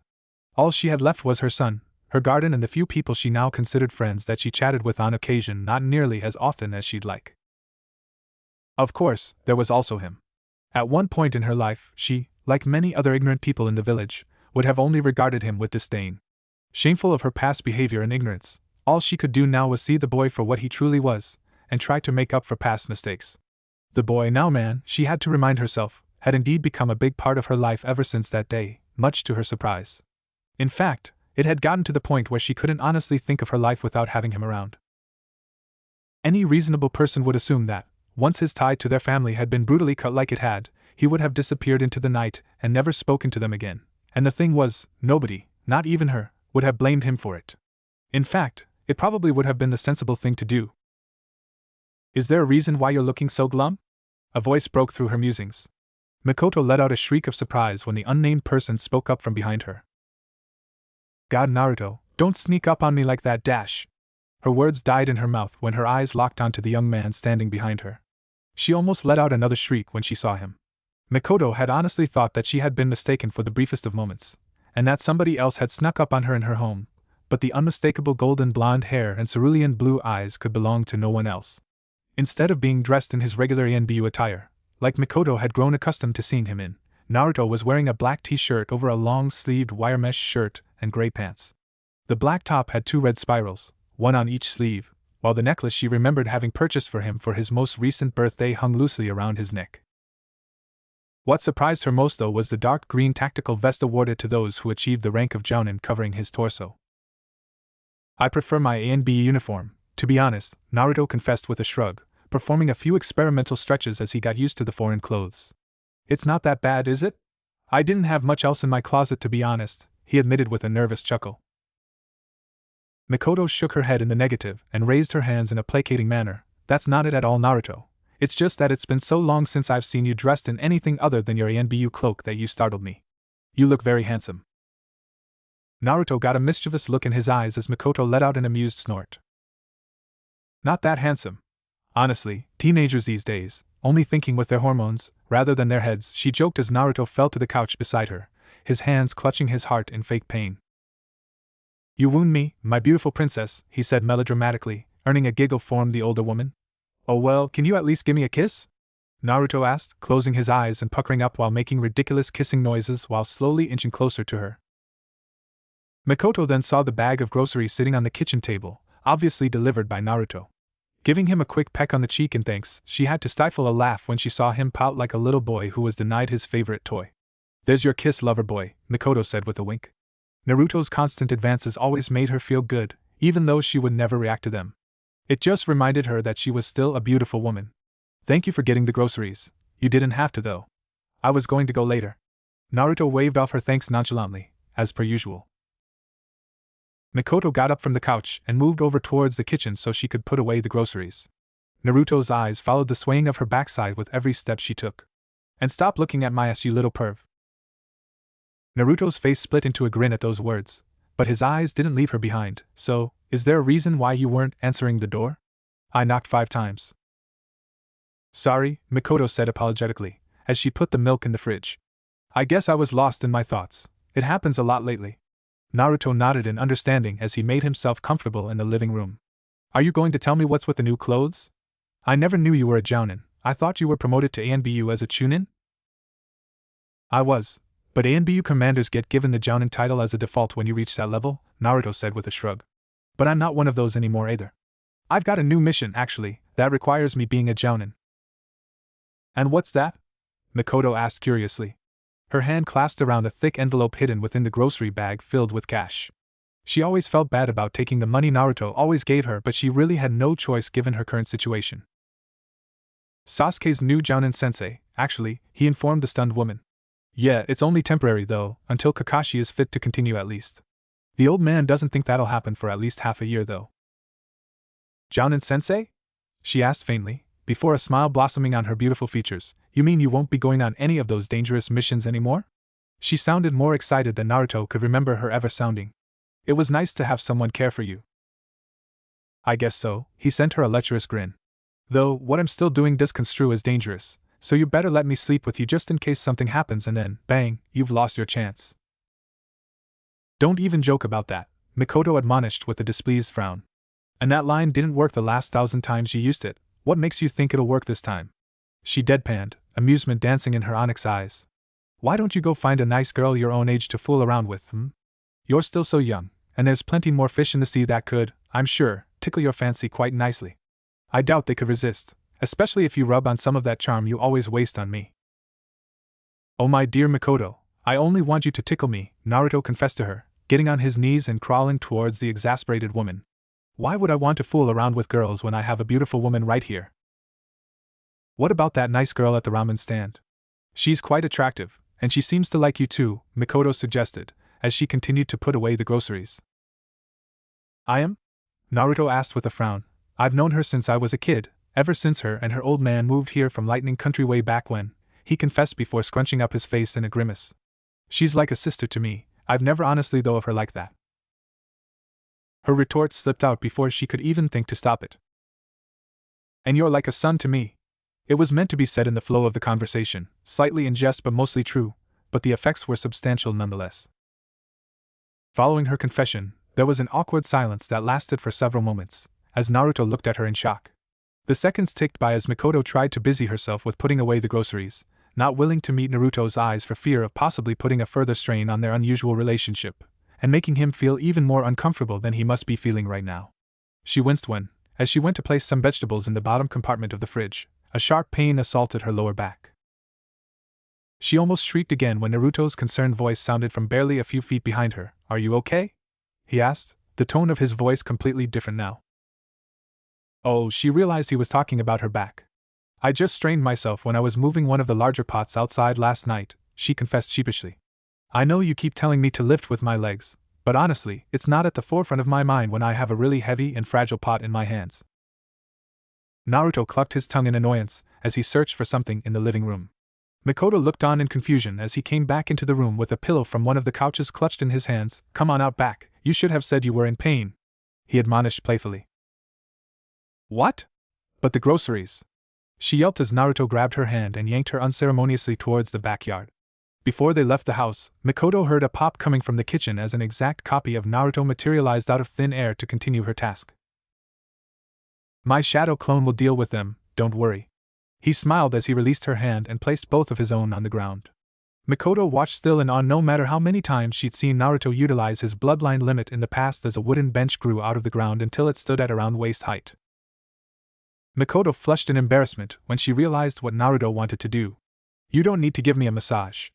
I was just going to get it looked at later anyway. Naruto shrugged off her protests easily enough as he placed the pillow at one end of the bench and motioned for Mikoto to lie down. You're hurt, this'll make you feel better, now lie down before I tie you to the bench, he said in a serious tone, but the mischievous look in his eyes belied any true seriousness.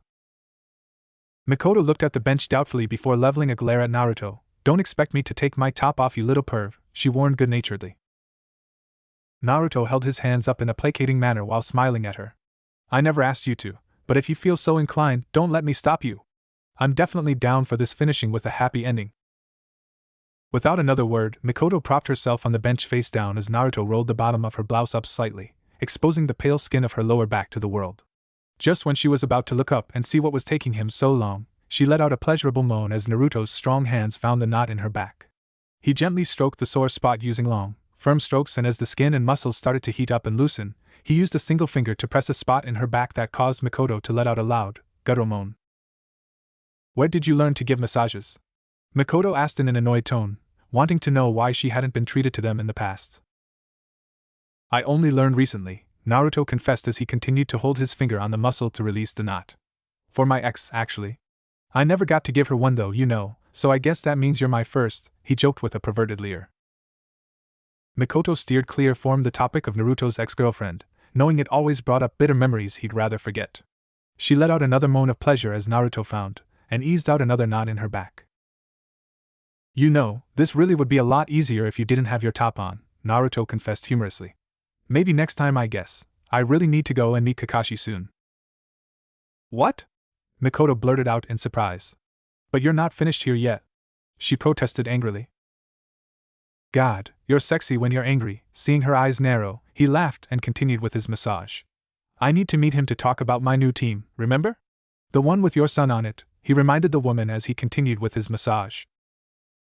Screw the tardy bastard, let him wait, she declared gruffly, using her hand to hold Naruto's in place. You've already started, so you're not going anywhere until you finish. Naruto chuckled at the woman. I love it when you talk dirty, he joked. If you want a proper massage, I need to get some oils that'll help ease your muscles, and you'll need to disrobe. Mikoto shot him a glare out of the corner of her eye at him, thought she was hardly surprised that the little pervert was unrelenting in trying to see her naked. Hey, don't look at me like that, he said defensively. You can use a towel to cover yourself, I don't care. It's just that the oils will stain your clothes. And what about Kakashi? She asked with a raised brow, returning the smirk that suddenly appeared on Naruto's face. Let's see how the tardy bastard likes waiting for someone else for a change, Naruto said, earning a laugh from Mikoto. She had heard of the man's tardy habits all too often when Sasuke would come home in an annoyed mood after a long day's training. Naruto, Mikoto began, unsure of how to word what she wanted to say. She opted for something simple, thank you. Naruto knew she was thanking him for more than just the message, but he didn't see the need to point that out or acknowledge the fact. No problem. You're late. Annoying, isn't it? Naruto countered, sending the man sitting in the hospital bed, his arm heavily bandaged and in a sling, an amused grin.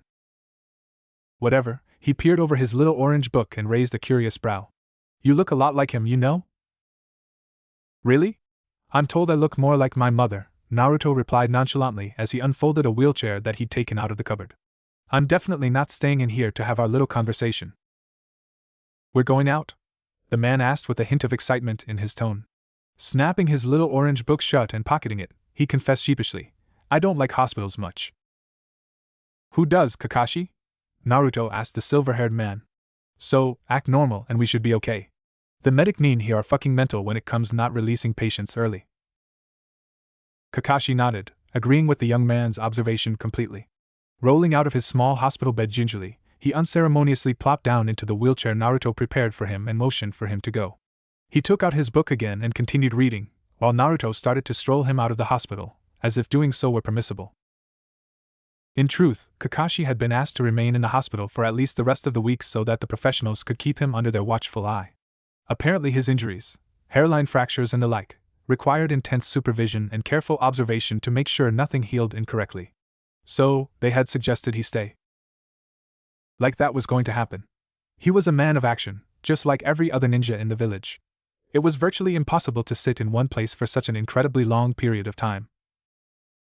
They would have been better off keeping him sedated for the duration of his stay. Naruto whistled merrily while Kakashi continued to read his book as they made their way to the large glass doors that spelt their freedom.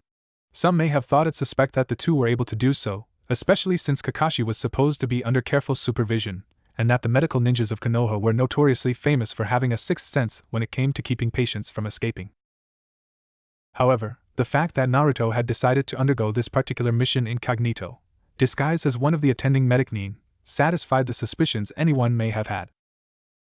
It was almost funny, Kakashi mused, at how easily Naruto was able to sneak him out of the building. Sure, he was a skilled ninja, which meant that infiltration and extraction was usually in his job description, but the other ninjas operating the hospital weren't exactly novices. It never ceased to amaze the silver-haired man that simply acting like you belonged made tasks like this infinitely easier, and if there was one thing Kakashi knew that Naruto was good at, it was acting. The medic Nin working in the hospital were always extremely busy, which surprised no one considering the massive amounts of patients going in and out of the building daily, so it was of little surprise to anyone that Naruto was easily able to sneak out a high-profile patient. The medic Nin didn't have time to go around questioning everyone rolling a patient around the hospital, so unless they noticed something that struck them as suspicious, they would be ignored. A medic Nin carting an injured patient through the hospital, high profile or not, was not something a busy medic Nin would find suspicious. Miss Haruna, Naruto called as he stopped at the reception desk, masking his voice just in case the young medic Nin in training recognized him. As an ANBU, Naruto had to converse with different people all the time, so much so that he couldn't possibly remember who may, or may not remember his voice. I am escorting Mr. Hatake to the Lord Hokage for a meeting regarding his previous mission, please sign him out. The brown-haired girl looked through her logbook in frustration, searching for an entry that would explain this meeting that didn't exist. I can't seem to find it, she said crossly. Are you sure that there was a meeting? The Lord Hokage asked me to bring him personally, he said with a deep chuckle that was not his own. I'm fairly sure there's a meeting. Don't worry, it's probably a mistake on his nurse's part, I'll just take him now and you can mark it down that he's fit to go, he shouldn't have much time left in here anyway. It says that he is under heavy observation, she said with a frown. I'm not supposed to release any Konoha ninja under that status. I'm his doctor, Miss Haruna, and I'm telling you he's fine, Naruto said with exasperation. Please sign him out so that we won't be late for our meeting, unless you wish to tell the Hokage that some silly paperwork is why he was kept waiting tonight. No, she flushed in embarrassment as she quickly made some notations in the book. No need to do that. He's free to go, thank you Mr. Ryoji. Naruto chuckled again as he waved her off. Not a problem Miss Haruna, you have a nice night now. Naruto rolled the silent Kakashi out of the front door without so much as a second glance back at the hospital. It wouldn't be until later that evening that Yabuki Haruna would realize that she'd been duped when her supervisor chewed her out for letting a high-profile patient out early. Naruto removed his mask and medic Nin uniform before throwing them in the dumpster nearby. Get out of the chair you lazy ass, I'm not rolling you there. Shame, Kakashi drawled as he stood up from the wheelchair, which, too, was discarded. Kakashi was wearing baggy blue pants and a tight black top that turned into a mask past his collar to cover the lower half of his face. His Konoha forehead protector, as always, was worn diagonally across his face so that it covered his left eye. Kakashi's arm was heavily bandaged, and still in a sling. Congratulations on making Jounin, I suppose? I preferred my old job, Naruto conceded with a sigh. Kakashi sent the young man a troubled look, but said nothing at the admission. Nobody he'd ever worked with enjoyed working in ANBU, especially not someone who had served as long as Naruto had. How did all this happen? Naruto changed the topic, motioning to Kakashi's injuries. I'm sure you've read the report, Dash? Kakashi asked, but the look Naruto sent his way stopped any further bullshitting on his part. If you don't want to tell me, that's fine, I don't care, Naruto confessed quietly. But if it has something to do with the team I am supposed to be protecting for the next 6 months, I suggest you shape the fuck up and spill, because it's their lives you're risking, not mine. Kakashi sighed wearily, acknowledging the truth in the blonde's words. Chancing another look at the young man beside him, he withheld a chuckle, recalling Naruto's first day in the ANBU Corps all those years ago. The other members of his squadron had resented the trio of recently promoted Jounin for having earned places in ANBU at such young ages, often going so far as to take their frustrations out on them by means of cruel and undeserved pranks. That didn't last long, however. In response, everyone who had seen fit to bother Yugao and Itachi had found the insides of their uniforms filled with time seals set to release copious amounts of itching powder the second the wearer stepped foot outside the village. It was never proven who'd been responsible for it, but it didn't take a genius to connect the dots. Sure, it meant that Naruto, Itachi and Yugao had to work ungodly hours to keep up with the workload they had inadvertently created for themselves. Ninjas coated with that amount of itching powder couldn't possibly remain focused enough to do mission, but in doing so, they had earned themselves a solid reputation within the Corps as reliable ninjas. Kakashi had no doubt that that was part of their plan in the end. I'm entirely too sober to have this conversation right now, Kakashi relented as he led Naruto to a popular bar in town he often frequented. We'll continue this discussion over a drink. The bar Kakashi had taken him to was bustling with activity. It was well decorated for such a place and had both an outdoor and indoor sitting areas. The duo opted to sit outdoors seeing as it was such a nice evening. I'm going to be honest with you, Kakashi said after taking a sip of his sake. I would have failed this team instantly out of the academy if I was allowed to. Suffice it to say that before I even met them, I was told in no uncertain terms that failure was not an option, and I was to do anything in my power to make sure they passed, and succeeded. No surprises there. Naruto shrugged, having already guessed as much when he learned exactly who was on the team. Why did you want to fail them? They showed no concepts of teamwork whatsoever. Sasuke thought he could do everything by himself, and thus shunned his teammates from the beginning. Hideaki wanted nothing more than to stand out and prove himself a capable fighter, so he sought to show me his abilities on his own in the hopes of passing that way. Sakura, on the other hand, was utterly pathetic. She fainted after I placed a simple genjutsu on her, but otherwise sought out Sasuke the entire time. Ugh, Naruto grimaced in disgust, his sake pausing on its path to his lips. He gave me a fangirl? What the hell did I do to deserve this? Kakashi chuckled from beside him. Believe me, I asked myself the same question many, many times. However, despite that, she has actually got the potential to be an excellent ninja. She's very smart, and has some of the best chakra control I've seen on a student fresh out of the academy. Naruto turned to him with an amused expression. Some of the best chakra control I've seen in a regular genin, Kakashi corrected with a deadpan tone. And the other two? Naruto inquired, knowing nothing of their ninja abilities. Sasuke is your standard Uchiha, which says plenty of his ability, Kakashi explained with a shrug. He's proficient in fire-type ninjutsu and has excellent taijutsu skills. He's already mastered his family's fighting style. I was recently working with him to perfect it. His genjutsu abilities? Naruto inquired, surprised that Kakashi had left out any information about the Uchiha's deadliest weapon.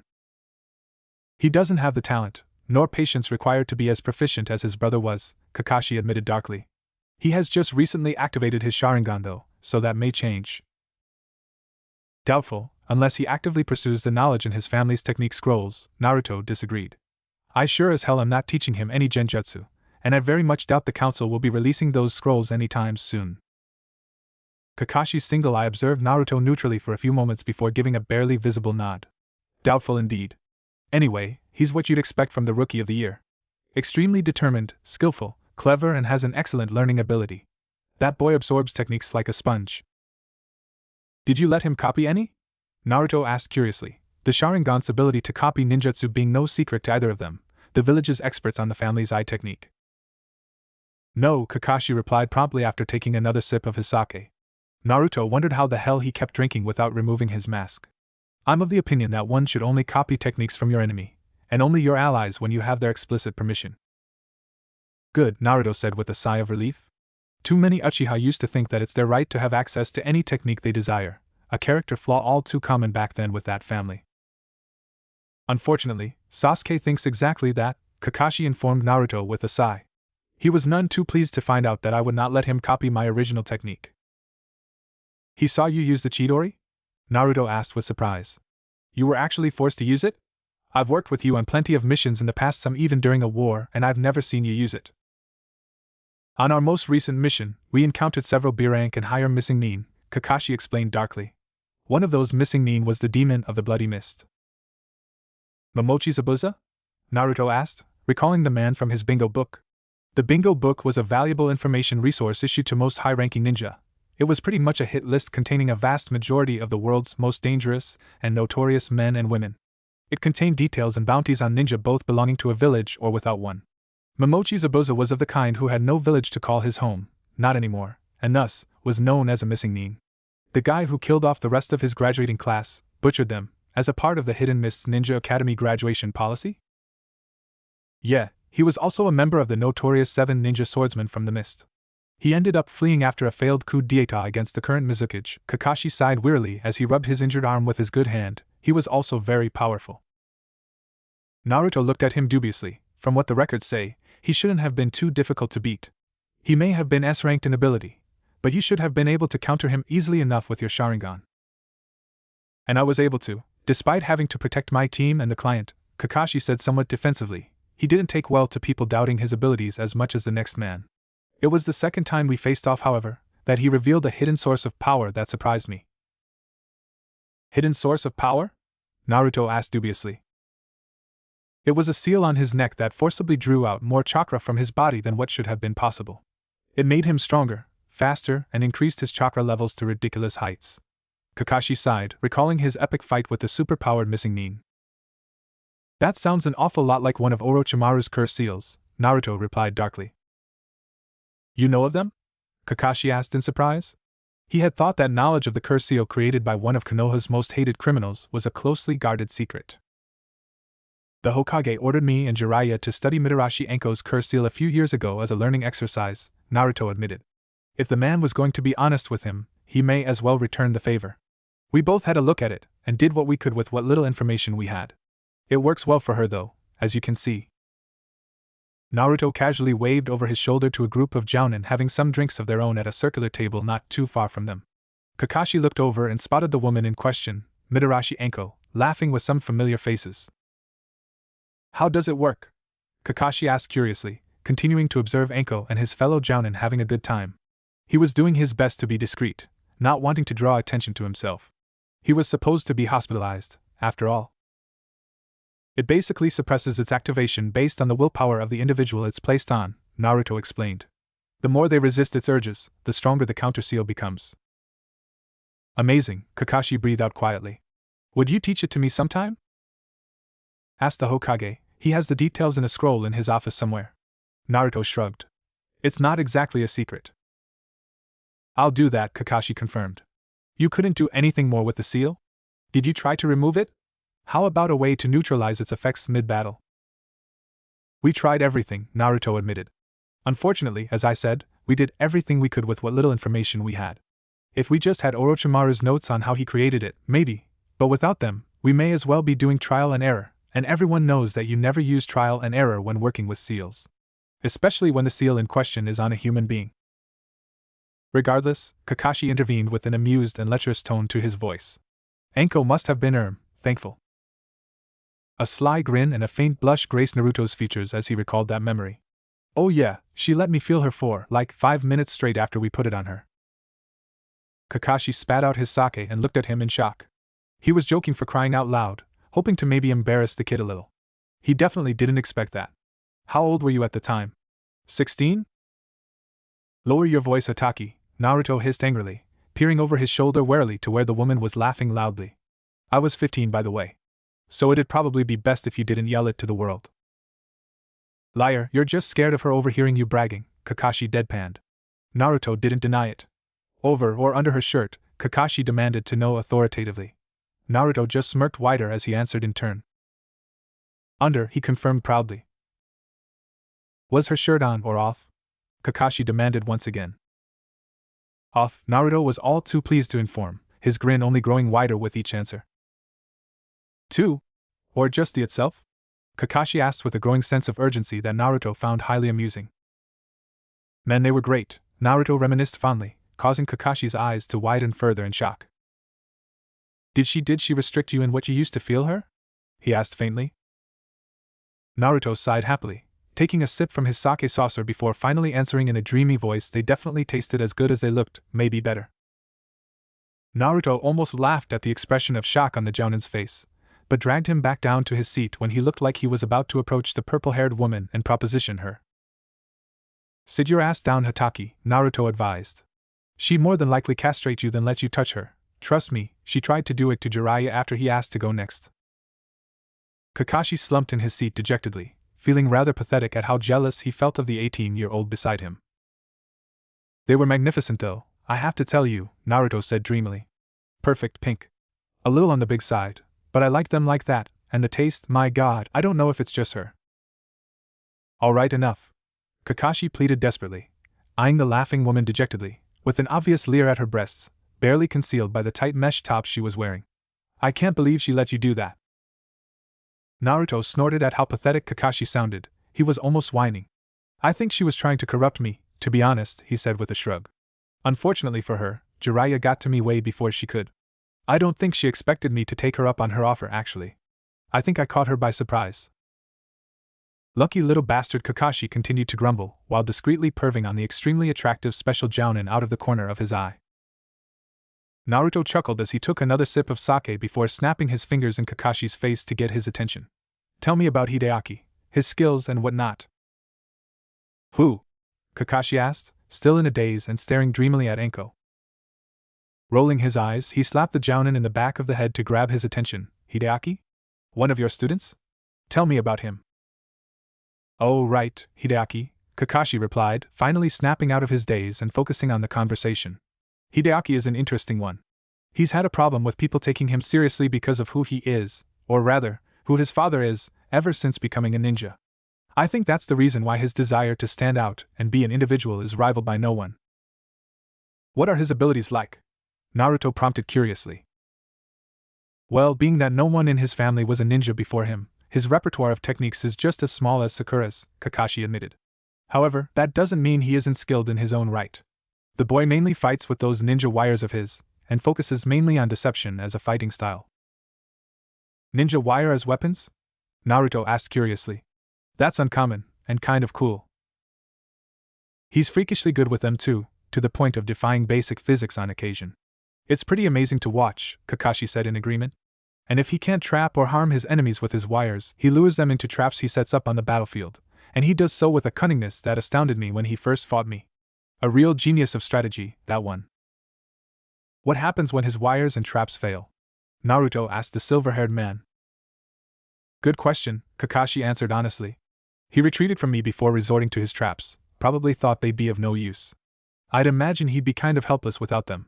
Why don't you let me know when you find out? Naruto didn't answer him this time, his attention seemingly elsewhere. Kakashi discreetly followed his line of sight, covering his attempt to do so by taking another sip of his sake. It really wasn't that difficult to find out where he was looking, nor was it difficult to discover who he was looking at, if he knew anything about the young man. 2 new members had joined Mitarashi Anko and friends at their table for a drink. The first was a sickly-looking man wearing Konoha's standard Jounin outfit, his scruffy dark brown hair kept tame by a bandana while a katana was strapped to his belt. He had his arm around a woman, one that Kakashi recognized as not only the target of Naruto's attention, but the reason for his sudden change in mood. The woman was quite beautiful. She had dark purple hair and smooth white skin. She was dressed in civilian clothing, but Kakashi knew that if he removed the bit of cloth from her dress covering her right shoulder, he would see the tattoo all members of ANBU are branded with upon joining. She had served under him during his time as an ANBU commander. The woman was Yuzuki Yugao. Suddenly, when the man placed a tender kiss on the neck of a happy-looking Yugao, Naruto stood from his seat and made to leave when Kakashi stopped him by placing a hand on his forearm. Problem? I think I've learned all that I needed to learn, Kakashi, Naruto answered by placing a few bills on the table. I'll see you around. Before he could stop him, Naruto was already making his way towards the exit. Unfortunately, for the blonde, his ex-teammate easily spotted the mop of golden blonde hair now that Kakashi's own silver locks were no longer obscuring it. Naruto? She suddenly called, earning the attention of not only her fellow drinking partners, but also the man planting kisses along her neck. Naruto! She called once again, but Naruto didn't stop when called, rather, he only hastened his exit. Yugao made to chase after him out of the bar, but before she could catch him, he was already gone. Yugao stared at the spot she had just seen her former teammate at sadly for several moments before reluctantly returning to her friends. Kakashi briefly wondered if anyone had seen Naruto drinking with him before his abrupt exit, but then dismissed the thought as quickly as it had formed. He honestly had more important things to dwell on. Like what such a powerful lackey of Orochimaru's was doing in the Land of Waves, at the exact same time he and his genin happened to be on a mission there. What was that about? Gecko Hate asked his lover when she returned to the table, a troubled look marring her features. Yugao sighed irritably while running a hand through her long hair. It's a long story. Yo, was that the Uzumaki brat? Enko asked from the other side of the table with a notable slur to her voice. My vision's a little blurry, she admitted with a giggle. Do you know many other Narutos? Yugao asked her older drinking friend dryly. I dunno, mate. She giggled before taking another sip of her drink. How do you know him? He was my teammate, Yugao admitted with a depressed sigh. We've been teammates ever since we graduated from the academy together. We were inseparable up until around 5 years ago, she said sadly. I haven't had a proper conversation with him since.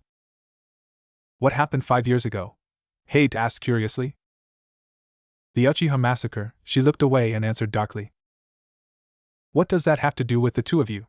Hate asked in confusion, while Anko's eyes widened. Yugao didn't answer immediately. Her eyes were glazed over as she stared into space. With a nudge, Hate grabbed her attention and asked his question again. Uchiha Itachi was our teammate, she answered with a weary sigh, much to the shock of Hate and the others within hearing range. You're telling me you were on a genin team with Uzumaki Naruto and Uchiha Itachi? He asked her incredulously. Why haven't you told me this before? Yugao eyed him with a raised brow. You mean other than the fact that you never asked? She shrugged nonchalantly before continuing. It's not something I like to think about, you know. If you haven't noticed, I'm not exactly on talking terms with Naruto, and Itachi massacred his family. Would you talk about them? Why don't you and the brat talk anymore? Anko butted in, hoping to change the topic away from the rogue Uchiha. It's not that I don't want to, Yugao said with a weary sigh. You see what happens whenever we're in the same room together. He won't even look at me, let alone talk to me. That's nice and all, but that doesn't explain why he doesn't speak to you anymore, Anko pointed out curiously. Did you light a bag of dog shit on fire and put it on his doorstep or something? I've made lots of friends angry by doing that. She grinned proudly at her display of genius and cunning. That was you? One of Anko's friends sitting around the table exclaimed angrily. I got burnt dog shit all over my shoes and between my toes because of that. Anko giggled maniacally while Yugao rolled her eyes in annoyance. No, I did not light a bag of dog shit on fire. She snapped irritably. And if you don't mind, I'd rather not talk about it. Can we just forget about it for now and have a good time tonight, please? Fine by me, Anko shrugged nonchalantly. I don't really care. I just wanted to make sure he was on the market. Have you seen him lately? Anko asked the woman with a perverted leer. Anko. He's just turned 18 for crying out loud, Yugao said in a scandalized tone. Good, that's how I like my men, young, and full of energy, Anko exclaimed proudly with a drunken giggle. Now, if you'll excuse me, I'm gonna finish off these drinks, find my young boy toy, and fuck the shit out of him. A loud crash halted any angry protests Naruto's former teammate had forthcoming. The occupants of the table all swiveled around in the direction of the disturbance only to find an empty, knocked over barstool, an unfinished bottle of sake and a quickly dissipating cloud of smoke. I wonder what that was, Anko wondered curiously, before chugging down the rest of her drink and skipping out of the bar with a gleeful expression on her face. You know, she doesn't really help her public image any by going around and doing things like that, Hade mused before taking another sip of his beer. Anko doesn't care if people think she's crazy, Yugao replied nonchalantly. She only hates it when people think that before getting to know her. Wait, Hade frowned. She only hates it when people call her crazy before experiencing something to make them think as such? Pretty much, Yugao giggled before sighing. Her friends are allowed to call her crazy without repercussions. If you call her it without knowing her though, she'll slice your genitals off? Hate offered with a chuckle. You know, I've actually seen her do that once to a prisoner we were interrogating once from the hidden cloud. Does that mean I'm allowed to call her crazy? You want to risk it? Yugao asked with a raised brow. Hage shook his head in the negative before taking another sip of his drink, an uncontrollable shiver running down his spine as his thoughts traveled to more unpleasant places. Despite the generally joyous atmosphere surrounding her, Yugao couldn't seem to get into the festivities like she normally would in such a situation. No matter how much she tried to ignore it, her thoughts were filled with memories of happier times with her old Jounin team. Where the hell is he? Haruno Sakura complained angrily. The pink-haired, green-eyed girl was pacing angrily up and down the bridge where her Jounin team normally met their Jounin sensei. She wore a red dress over tight black shorts and standard blue ninja sandals. They had been told by the man yesterday, when she and her teammates had visited him in the hospital, that they are to meet him at their regular meeting place at 6 o'clock in the morning. It was almost midday. I swear, if he's as tardy as Kakashi-sensei, I'm going to complain to the Hokage, she exclaimed, crossing her arms angrily. Piggy and her team never have to put up with this crap. Will you shut up? Kazama Hideaki hissed angrily, his patience running out. The boy had short, windswept brown hair and gray eyes. He wore a loose-fitting brown top with long sleeves that covered his bracer-covered arms, and black pants filled with pouches, pockets and scroll holsters. His feet were covered in black ninja sandals and his ankles were tied with bandages. Standing up and dusting his pants off, he glared angrily at Sakura. The girl had been ranting non-stop for almost 2 hours. Enough was enough.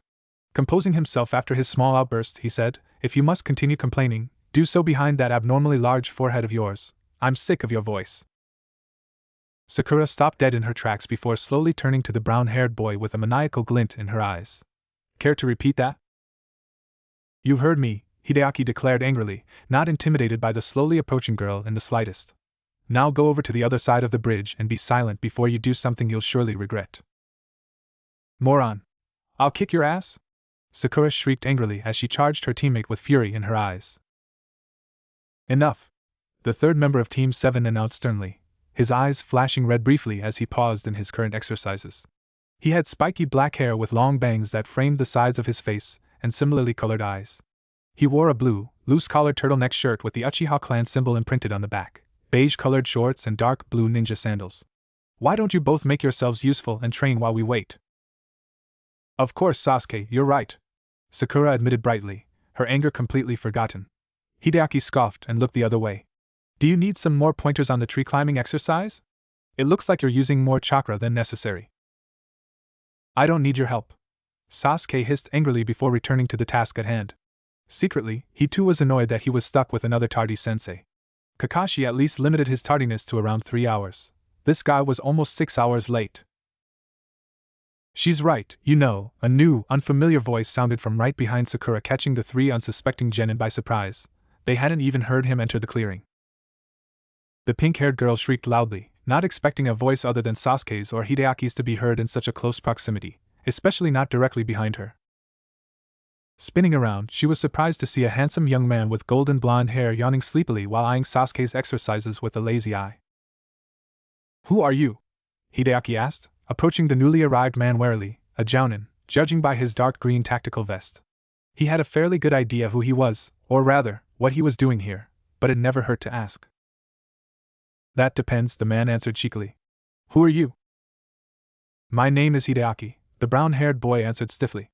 The young man was amused at the kid not using his surname. "Genin of Team 7. "Well, I'm Naruto," the young man greeted with a grin while casually dipping his head back to swallow some pills he had tipped out of a small container. Sakura and Hideaki tried to see what it said on the label, but Naruto's hand surreptitiously covered it. "Temporary sensei of Team 7. You." Naruto peered curiously up at the raven-haired teen addressing him. He was standing upside down on a branch, his arms crossed, while using his chakra to stick to the tree, an impressive feat for a fresh out of the academy genin. As Sakura had said earlier though, he was still using too much chakra. To truly master the exercise he will have to be able to do it with as little chakra as humanly possible, which, coincidentally, is the point of the whole exercise. Refining one's control over their chakra to a point where they learn to waste as little as possible when using ninja techniques. "Me?" Naruto asked curiously, before realization dawned on him. He pointed at Sasuke and elaborated in a voice that made him sound very much like a Neanderthal. "Me, Uzumaki Naruto. You, Uchiha Sasuke." Sasuke ignored him. Dropping to the ground with a graceful flip, he approached the curious blonde man with a scrutinizing glare. Well, Naruto assumed he was being scrutinized. Either that, Or that was just how Sasuke's face naturally looked. I know you. Yes, Naruto nodded, patting him on the head as if Sasuke were a toddler. I know you too. Slapping his hand away with a scowl, Sasuke elaborated. You're the ANBU that's always visiting my house. I recognize your voice. You're an ANBU? Hideaki asked with shock. What the hell? You're barely older than us. Naruto ignored Hideaki and eyed Sasuke curiously, surprised that he didn't remember him. Naruto obviously never hung around the Uchiha compound often when younger, but Sasuke often tagged along with Itachi to training when they were still on a Genin team. It may have been a long time ago, but Naruto liked to think of himself as unforgettable. You recognize my voice, you say? You're there all the time, Sasuke said darkly. You're always there, bothering my mother. Why is that? Wasn't what happened 5 years ago enough? Wow, Naruto chuckled, shaking his head in amusement. Just when I was about to tell you how impressed I was by your keen observational skills, you put your foot in your mouth and proved that you really are just an idiot genin. Ignoring the boy's livid expression, he pointed at Sakura and Hideaki. Just like those two, the Jounin dryly stated, much to the shock of the two mentioned genin. Sakura looked ready to blow a gasket, such was the intensity of the vein throbbing in her forehead. Hideaki, on the other hand, had his gray eyes narrowed angrily, but said nothing to refute his new sensei and protector. You want to know why I'm always over at your house speaking with your mother? Naruto asked the Uchiha rhetorically, before motioning Hideaki and Sakura over and taking a seat on the grass. Come, you two, I have something cool to show you. Despite her anger at the blonde Jounin, Sakura couldn't help being curious about what their new sensei wanted to show them. Hideaki, on the other hand, hesitated, and remained standing. This isn't a test, Naruto informed the Fire Lord's son. If I had the option of failing you in some way, shape or form, I'd send you all back to the academy just so I wouldn't have to deal with you. Naruto used two of his fingers to point at Sasuke and Hideaki. Suffice it to say, that's not an option, if you know what I mean. This statement, while calming Sasuke and assuring the arrogant Uchiha of his political dominance over the regular human being, only seemed to anger Hideaki further. Are you gonna come and look? Naruto asked Hideaki impatiently, removing a small booklet from his pocket. Trust me, what I'm about to show you will change how you look at little Sasuke over there for the rest of your life. Naruto grinned when Hideaki, albeit reluctantly, made his way over to Sakura and the girl sat on her knees beside him, while the still mistrustful Hideaki stood at his rear, peering over his shoulder at what Naruto had in his hands. The boy seemed dubious about whether the small booklet could do what the blonde claimed it could. Opening to the first page, Sakura and Hideaki frowned in confusion when they saw a picture of a beautiful woman carrying a basket of flowers and smiling serenely at the photographer. She wore a casual, yet pretty summer dress while tucking a loose strand of hair behind her ear. Gorgeous, right? Naruto asked, smirking knowingly at Sakura's envious look and Hideaki's annoyed one. You're a pervert too? Hideaki asked incredulously. First we get stuck with a moron who reads porn in public, and now this? Are you denying her beauty? Naruto asked in a dangerously calm and eerie tone, his head tilted downwards and to the side so that his fringe cast an ominous shadow over his eyes as he addressed the boy. The three genin in the clearing collectively shivered at the tone of his voice. See creepy, Sakura muttered with another barely suppressed shiver. And no, it's not that, Hideaki replied, his bravado from earlier having disappeared. I just don't see the point of this. Oh, well that's okay. Naruto answered brightly, his mood having made a complete 180. Let me finish showing you these pictures before you say anything. Anyway, I call this one happy while shopping Mikoto. Sasuke's eyes widened in disbelief as he started to understand what exactly it was Naruto was showing his two teammates. Flipping the page in his book, Sakura stifled a chuckle while Hideaki raised an amused brow. You'd think I wouldn't like this one, but it brings me such fond memories, Naruto narrated with a content sigh.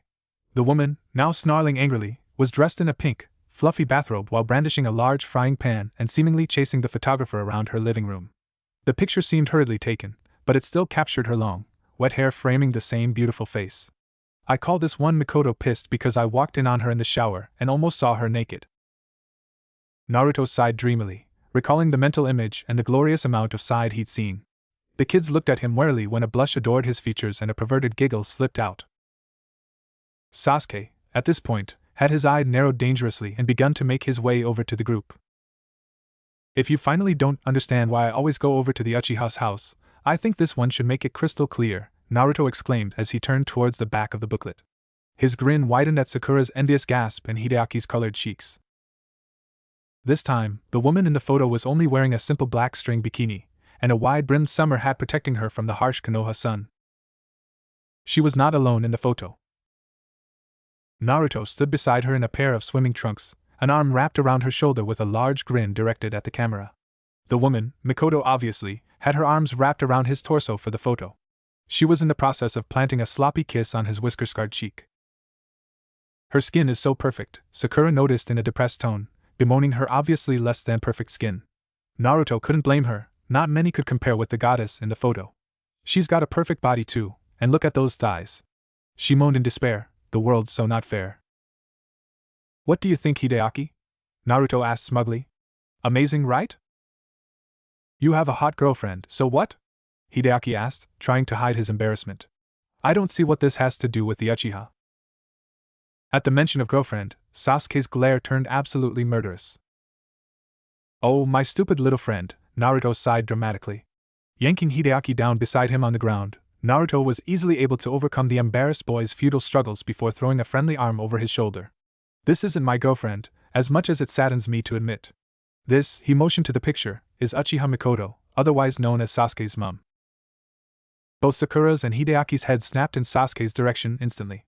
Despite the fact that they'd been going to the academy together for years, they had never actually seen Sasuke's mother. Hideaki, much to Sasuke's annoyance, couldn't help giving the raven-haired teen a somewhat respectful look. I call this one a day by the lake, Naruto announced, drawing the three teens' attention once more.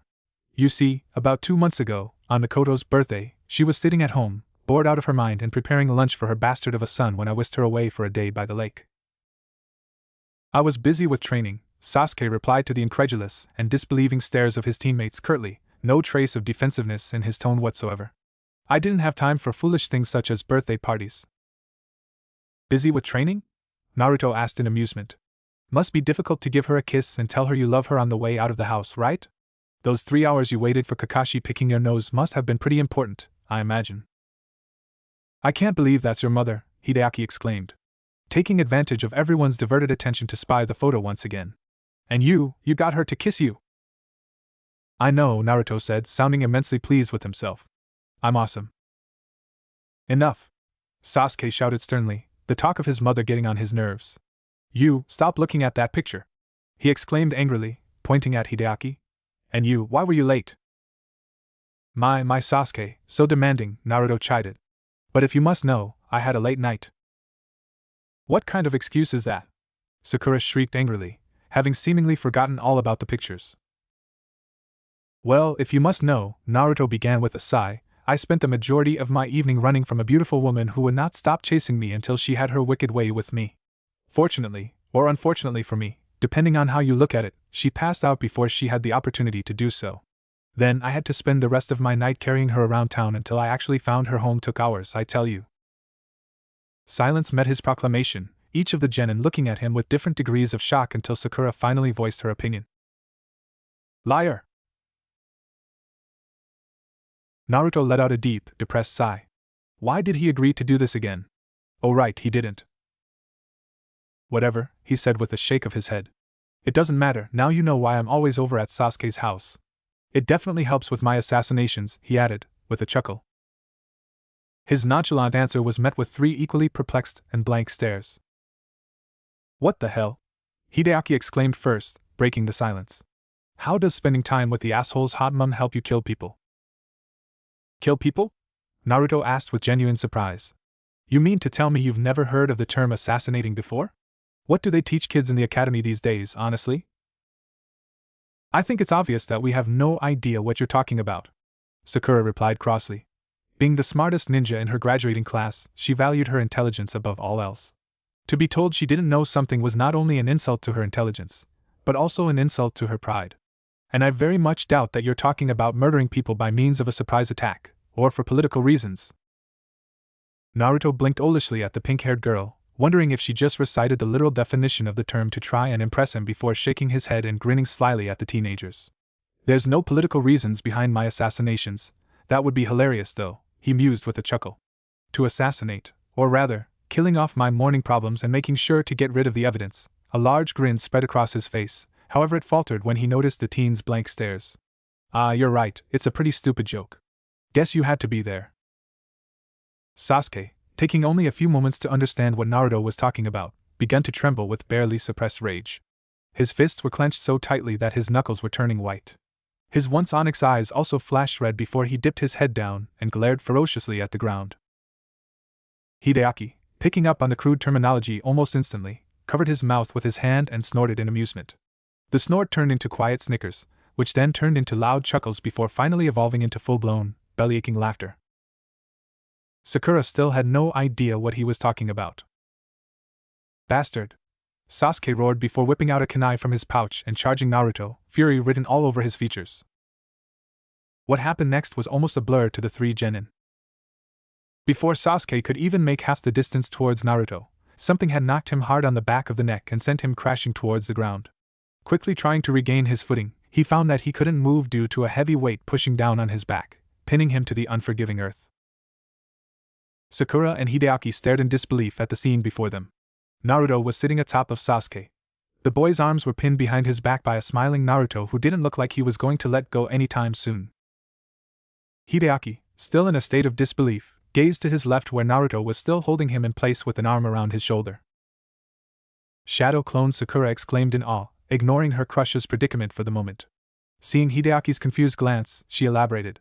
The Shadow Clone Jutsu is a ninja technique which makes a physical replica of the user out of their chakra. Unlike the regular clone technique where the copy is only an illusion, this one uses much more chakra to give the clone a physical presence. It's a forbidden technique because the user must have an extremely large chakra capacity to use it. Hideaki looked to his new sensei, the one by his side, with awe after Sakura's explanation.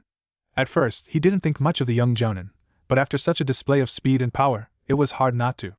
Hideaki hadn't even seen Naruto use hand seals to mold the chakra needed for the technique, which means one of two things: Naruto had made the clone before approaching them in the clearing, or he was just that good.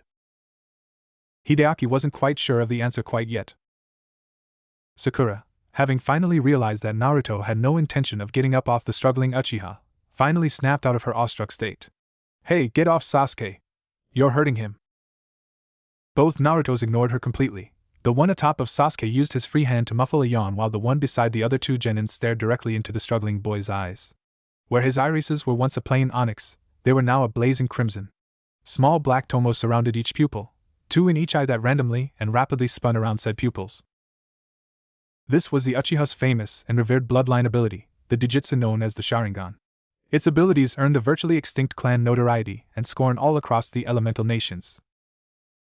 You know, the Naruto beside Hideaki spoke in a conversational tone. Your brother had a fully matured Sharingan by the time he was 8. I'm not impressed. At the mere mention of his brother's name, Sasuke's struggles increased tenfold, such was his fury. His struggles, however, proved pointless. The clone sitting on his back may as well have been a 1-ton boulder, for all the good it would have done him. Rule number 1, the Naruto sitting beside Hideaki and Sakura spoke, gaining the genin's attention. Never, ever charge into a fight in anger or without a plan. A ninja must keep a level head at all times.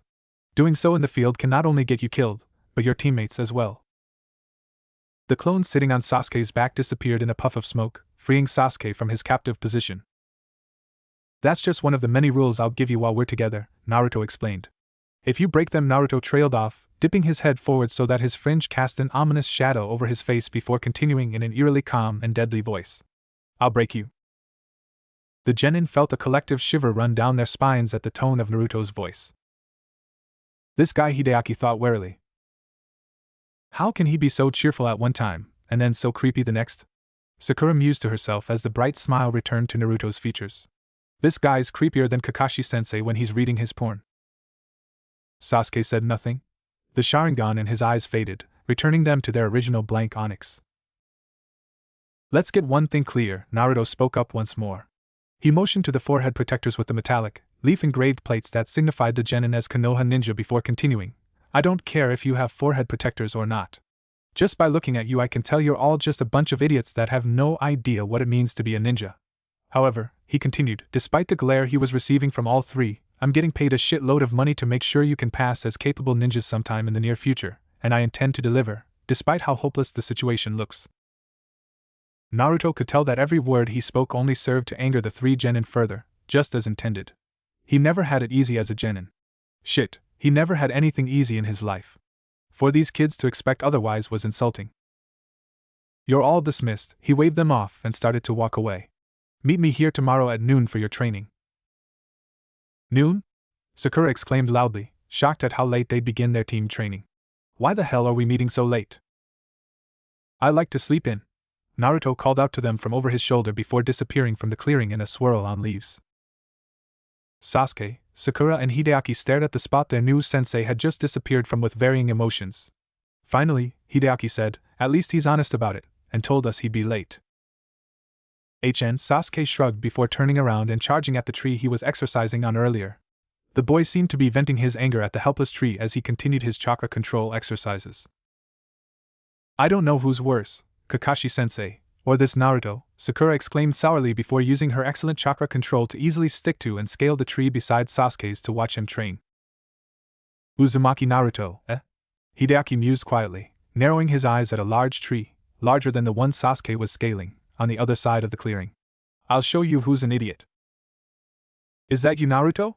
The woman exclaimed incredulously as the grinning blonde Jounin in question plopped down on one of the stools at his favorite ramen stand in town.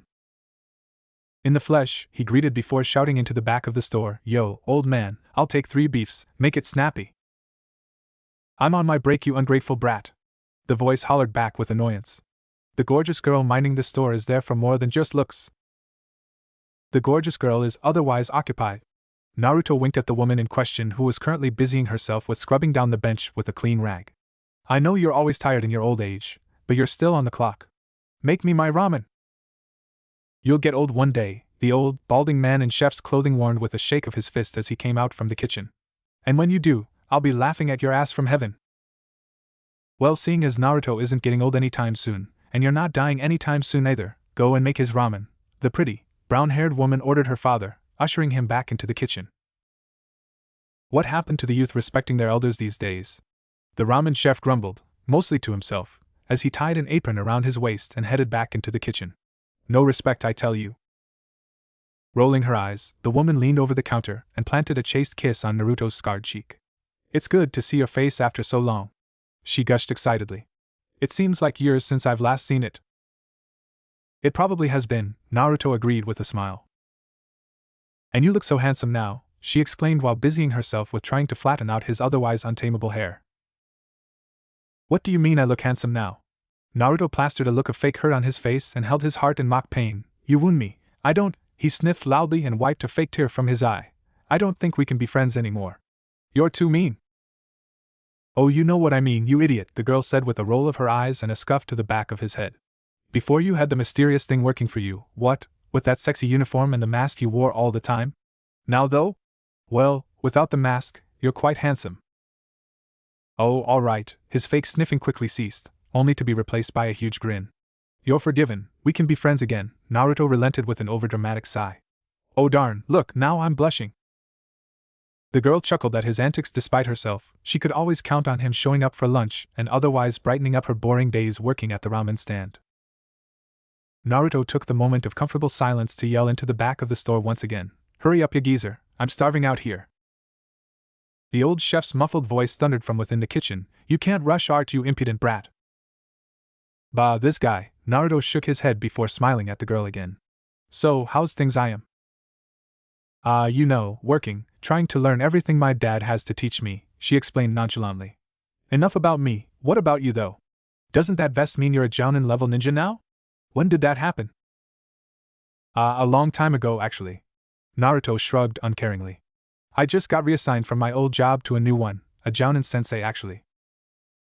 While it was no secret to IM that Naruto used to work for the super-secret ANBU organization, it wasn't exactly a commonly talked about thing amongst the citizens of Konoha. The ANBU worked from the shadows and wore masks for a reason, to keep their identities a secret. The only reason she knew that Naruto was a commander within the organization was due to the frequent visits he still made between missions and work. While eating at your favorite restaurant in uniform wasn't exactly protocol for ANBU, it's not like he had time to change, so nobody really said anything. ANBU commander, Chunin, Genin, it didn't matter. Naruto always came every day, unless he was out of the village, for lunch. That was something that never changed, and also something IM frequently looked forward to. If there was one thing that you could always count on with Naruto, it was his near addiction to the tasty fried noodles. They gave you responsibility over 3 children? Ayame asked dubiously, an amused smirk showing her amusement. What has the world come to? That's what I said. Naruto agreed with her. I figure if I beat the crap out of them enough, and show them enough porn, that they'll realize I'm an irresponsible sensei and have me removed. You don't need to try anything overt like that for them to realize you're irresponsible, Naruto, Ayame replied dryly. Ouch! Naruto exclaimed in mock hurt with his hands over his heart. Hard punch, Ayame. Ayame grinned at Naruto's reaction as her father reappeared from the kitchen with a tray holding 3 bowls of beef ramen. Placing the bowls in front of the Jounin, waving off his words of thanks, Ayame and her father both watched, bemused, as Naruto virtually inhaled the contents of each bowl as if it would run away if he didn't quickly devour their contents. Ayame often likened placing ramen in front of Naruto to placing fresh meat in front of a starving tiger. It didn't last very long. Ah, that was awesome! Naruto exclaimed, patting his bloated stomach in satisfaction. Thanks, Tucci, you can go back to sleep now, the cool kids are gonna talk now. Tucci rolled his eyes and said before disappearing into the back of the shop, meals on the house, congratulations on becoming a Jounin sensei and all that crap. Ha, love you too, Gramps. Naruto called after the grumbling old man. Want a drink? Ayame offered as Naruto cleaned his teeth out with a toothpick. Yeah, get me a fruit juice, Naruto requested, eyeing the humming ramen waitress speculatively. The ramen stand was always empty at this time of day, being right in between the lunch and dinner rushes. It was Naruto's favorite time of day to visit. So, Naruto began, breaking Ayame out of her reverie. Are you gonna tell me why you're so happy today, or am I gonna have to weasel it out of you? What are you talking about? Ayame asked with a hitch to her voice. I'm always happy, since when do I need a reason? Naruto just stared at her, not deeming her question worthy of response. Sighing, the ramen waitress relented and spoke in a hushed voice so that her father wouldn't overhear. I'm going on a date tonight. The unexpected admission had the Jounin's fruit juice traveling down the wrong pipe and coughing uncontrollably. Finally, getting himself under control, he was able to ask, Excuse me? Ayame frowned. You heard what I said. Regaining his composure, Naruto straightened and scrutinized the woman for several moments with a penetrating gaze before asking, Name? Akira. Ayame answered with a light blush. Yoshida Akira. And where does this Akira live? Naruto asked curiously. Speaking before thinking, Ayame answered. Akira actually lives in the apartment complex next to yours, Naruto. Hey, where are you going? Seeing Naruto vanish around the corner of the dusty street, she let out an annoyed sigh. This won't end well. The girl quickly rushed to her front door, a silk bathrobe wrapped snugly around her impressive figure, while her sandy blonde hair still dripped water all over her carpet. She was taking a nice, long shower when somebody knocked on her door and interrupted her bathing. One moment, please. She called through the locked door as she peered through the peephole. Seeing that it was a ninja, she quickly unlocked the door and stepped back to open it, her cheeks flushed in embarrassment.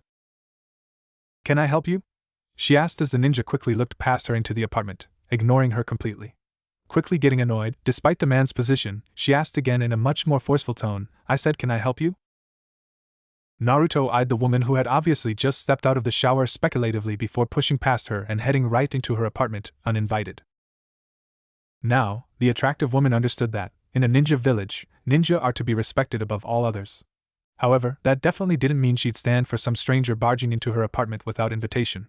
Her fury only increased tenfold when, as she tried to follow his quick strides, she saw him storming out of her bedroom and head towards the bathroom. What the hell are you doing? She shouted angrily, grabbing his arm and stopping him from entering the bathroom and embarrassing her to death. Being a woman with a healthy sexual appetite, and having the house to herself, she had several things out in the open in the bathroom that she was in the process of using during her shower that she definitely didn't want some stranger seeing. Where is he? Naruto asked with a menacing tone, narrowing his eyes at her and shrugging off her arm. Where's who?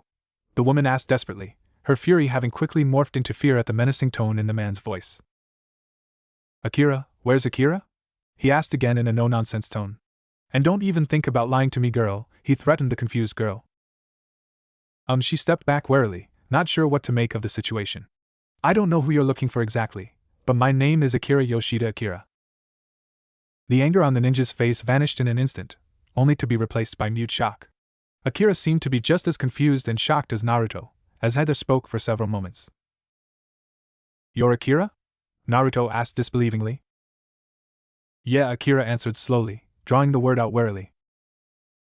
Yoshida Akira? Your name is Yoshida Akira? He asked again, his disbelief growing by the instant apparently. Yes, Akira answered curtly this time, quickly getting annoyed. You're a girl, Naruto pointed out needlessly. Well spotted, she snapped irritably. You must be a credit to the ninja force. Now can you please tell me what the hell you're doing in my apartment? His eyes wide and his mouth hanging open, he slowly, warily locked eyes with her again and asked, You wouldn't happen to be going on a date with a certain Ichiraku I am tonight, would you? Surprised, and not seeing how that was any of his business, she narrowed her eyes at him. Unless this is a matter involving the security of the village, I don't see why I should answer that question. Oh wow. Naruto chuckled nervously. Well, this is awkward. What? Now it was Akira's turn to be confused. What the hell are you talking about? And more importantly, what the hell is going on here? Naruto chuckled again and scratched the back of his head nervously. Well, you're Yoshida Akira, a girl, who is going on a date with my friend, Ichiraku I am, who until roughly 1 minute ago, I was certain was straight. Akira looked at Naruto incredulously before bursting out in laughter. Oh, this is too much, she exclaimed between giggles. Let me get this straight, you, the big scary ninja, came here, expecting me to be a man, ready to give me the you hurt her I'll kill you talk, without even knowing your friend was a lesbian. Naruto slumped against the wall and slid down to the ground, his mouth open and ready to object before he wisely shut it and smirked. Yeah, something like that. When I saw you answer the door like that, I guess I just assumed that Mr. Akira had another girl on the side. I guess I got a little angry. She means a lot to you, huh? Akira asked gently, sliding down beside Naruto on the floor. I guess that's kind of sweet of you, in a weird sort of way. Naruto nodded, using the few moments of comfortable silence to eye the woman sitting beside him. If nothing else, I am definitely had taste. Akira, judging by the way her robe hugged her figure, had a curvy, well-proportioned body. She had a cute face framed by sandy blonde hair with sharp, green eyes. Her legs were long and sexy while her bum, from what he could see, was nice and shapely. Are you done checking me out? Akira asked in amusement as Naruto chuckled. If nothing else, I must say that I am has taste, Naruto admitted with a charming smile. Oh wow, are you hitting on me? Akira asked in amusement, earning an eye roll from the only ninja in the room. I don't even know your name. Don't worry, Naruto assured with a cocky grin. If Uzumaki Naruto started hitting on you, I'd have you straight again in no time at all. Is that right? Akira asked dryly. So, is Uzumaki Naruto going to say what you came here to say? Yeah, been thinking how to word that to be honest. Naruto chuckled in embarrassment. I'm not gonna lie and tell you I wasn't blindsided by all this. Why don't you try your best? Akira urged him. I'd like to get back to my shower, if you don't mind. Naruto chuckled again, a nervous habit, but nodded. Fair enough. He paused. Before you penetrate I am with some penis-shaped toy, you better mean it, or I'll be back to kick your pretty and shapely ass. I'll have none of this promiscuous nonsense with I am. You'd better not break her heart. Akira was gaping at Naruto with an embarrassed flush and open-mouthed shock. She hadn't expected him to be so blunt. She'd have probably laughed had it been said to anyone else, but as things were, she was just too embarrassed to do anything. Oh, a shy one, that's kind of cute. Naruto nodded sagely. So, now that we have all of that nastiness out of the way, can you promise me to videotape you two going at it if things go that far? I need it for. Out. Akira ordered while trying to hide a small grin. Well, can I at least see what you were so desperate to hide for me in the bathroom dash? I said out. She got up and started shoving him out of the apartment. You know, Naruto said as he let himself be shoved out of the apartment. You're kind of pushy, are you like that in bed too? You know what? Forget the tape, let me watch. I promise I won't try to join in dash. Out, out, out, she exclaimed with a laugh. You can rest assured that I am suitably cowed, and after this display, positively certain of my sexual orientation. Now, it was nice meeting you, goodbye. Naruto stood in silence on Akira's doorstep for several moments, the door having slammed shut behind him, the sound echoing loudly in the otherwise silent corridor. Well, that was interesting, he mused humorously. He leapt onto the railing of the nearby balcony, and used his chakra to help him swiftly jump to a nearby roof. Being a Jounin sensei may not be so bad after all. He was definitely having much more fun already. Reaching into his pouch, he pulled out his medication and swallowed 2 tablets before deciding that it'd probably be best to lay low for a while. Ayam, bless her soul, had one hell of a temper. She'd probably poison his ramen if she heard about the stunt he'd just pulled. It looked like he'd have to rely on the instant variety for at least a week before Ayam would calm down enough to at least not try and kill him. He expertly leapt off the edge of the building and jumped through one of the large windows in his apartment, and broke his fall with a roll. Springing up, he grabbed the small watering can nearby and silently began to tend to his plants before letting out a tired sigh. How in the hell was he supposed to teach a group of genin when everything he'd ever learned was mostly self-taught? Evenings in Konoha were the third's favorite time of the day. The heat that was so synonymous with the land of fire leaves with the sun and is replaced by a cool breeze and a beautiful cloudless star-filled sky. He had been to many places, seen many things, across the elemental countries, but few could compare to the beauty that Konoha seemed to exude from every corner of the village. He loved Konoha with all his might, and that is what being Hokage was all about. However, what the Hokage does is a slightly different matter. Unusual movements, you say? Sarutobi asked in a grave tone. His rough voice, though barely above a whisper, seemed to easily pierce through the silence of the spacious Hokage's office. Leaning against the side of Sarutobi's desk, arms crossed, and gazing absently out one of the empty windows was a large man with thick red straight-line tattoos running down each cheek from just below his eyes. His white hair was long, spiky and held in a ponytail that trailed down his back to below his waist. The man wore a ninja mesh shirt beneath loose-fitting gray clothes, forearm guards and a red sleeveless haori. His long hair was kept away from his face with a peculiar forehead protector, and not one with the insignia of Konoha imprinted on it, though a Konoha ninja he most certainly was. This forehead protector was almost horned in design and had the kanji 4 oil imprinted on it for all to see. He completed his look with a pair of Geta sandals, an odd choice for any ninja, as they make being stealthy quite difficult. Also, crouching at one of the empty windows and partaking in the conversation was the still recovering Hatake Kakashi. After his escape to the bar with Naruto a week ago, he'd been forcibly hauled back to the hospital to finish out the remainder of his stay. His arm was now heavily wrapped and held to his torso with bandages while he chose to forego his Jounin flak jacket and forehead protector. His right eye was wide and alert, while his left was closed and scarred. "I've noticed a few unusual things myself," Kakashi contributed dutifully as he waited for the Hokage to reply. "What do you consider more unusual than normal for Orochimaru, Jiraiya?" the Hokage asked his ex-student curiously before taking a puff of his pipe. The man in question let out a tired sigh before answering, his attention still seemingly on the horizon. 12 years of tracking down that snake, and I may as well have been chasing shadows, Jiraiya admitted quietly. It didn't matter how solid my informants were, you just won't find anything if there's no information to be had. Orochimaru played everything very close to his chest, and I can only assume, lived under a rock to avoid detection for over a decade. There is no other way he could have avoided being seen for such an obscene amount of time. Especially given the kind of person we know Orochimaru to be, the third added darkly, earning a mirthless chuckle from the large man. You got that right, old man, Jiraiya agreed darkly as Kakashi observed silently, not having the same history with the dangerous missing nin that these two obviously had. If there's one thing we can be certain of about our old friend, it's that when he puts his mind to something, nothing can or would normally dare to stand in his way. The third hummed thoughtfully before tipping some ash from his pipe. Is that so? He asked with the faintest hint of a grin from beneath the shadows of his wide-brimmed hat. Jiraiya rolled his eyes in annoyance. I think we can both agree that he's a special case. Kakashi coughed into his hand to remind the two elder men that he was in the room, and he was slightly annoyed with not knowing what the hell they were talking about. Sorry, Kakashi, the Hokage placated apologetically. Please, Jiraiya, if you would. Fair enough, Jiraiya stood straight and rounded the desk, taking 2 small orange books from his vest with a smirk before continuing. So, after over a decade of nothing other than the fact that he was once a member of the secret organization known as Akatsuki, imagine my surprise when I hear a man matching Orochimaru's description was seen having a secret meeting with none other than the 4th Kazekage. The Kage of the hidden village in the sand?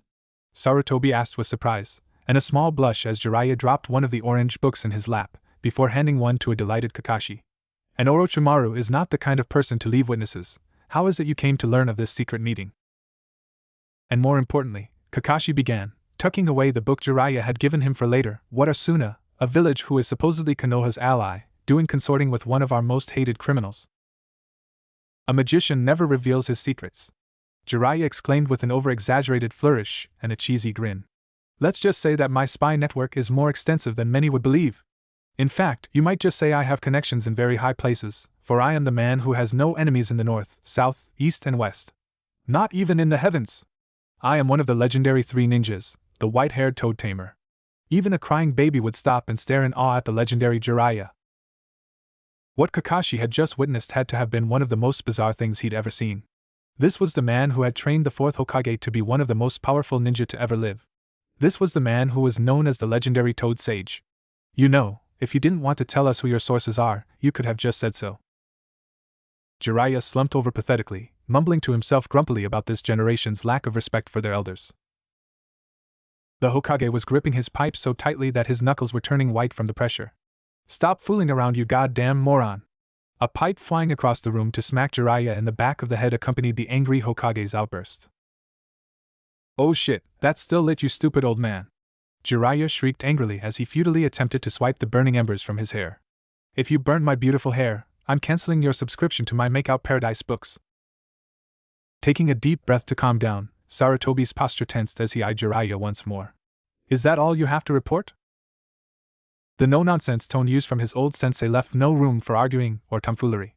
Yes and no, Jiraiya answered cryptically. However, he didn't leave it there lest he incur the old Hokage's wrath once more. I just find it an incredible coincidence that at the very same time a mysterious new hidden ninja village comes out onto the scene when I have not been able to track the location of Orochimaru is seen meeting with foreign leaders. I do not believe in coincidences. Especially when it comes to Orochimaru and this new sound village. Sarutobi replied darkly as he relit his pipe. Which is what makes you such a great Hokage, Jiraiya replied sincerely and nonchalantly. Anyway, that's all I have to report on the issue. Do you have anything to add, Kakashi? Nodding silently as the Hokage's attention was drawn to the younger man in the room, Kakashi stepped off the windowsill and drew himself to his full height as he addressed his village's leader. As you no doubt both already know, I recently defeated a very powerful missing nin who showed the ability to utilize Orochimaru's curse seal to increase his power by an exponential amount. Yes, a troubling bit of news, though I am glad you are safe. The Hokage replied warmly before motioning him to continue. Nodding in thanks, Kakashi did just that.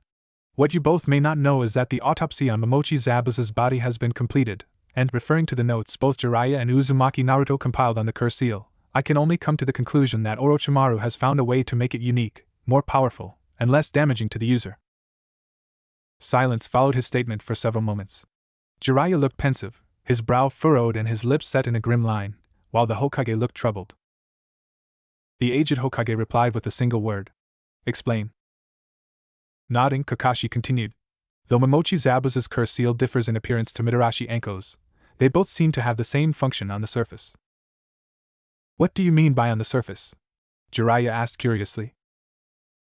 Tests conducted on Mitarashi Anko's curse seal have shown that the effects of having her power drawn out from within her in such a fashion causes a deteriorating effect on her body. Kakashi fought hard to dispel the images the mentioning of Anko's body conjured in his mind. Stupid Naruto. Momochi Zabuza's body showed no such deterioration. In fact, as impossible as it may sound, his body seems to have healed slightly from the injuries that caused his death.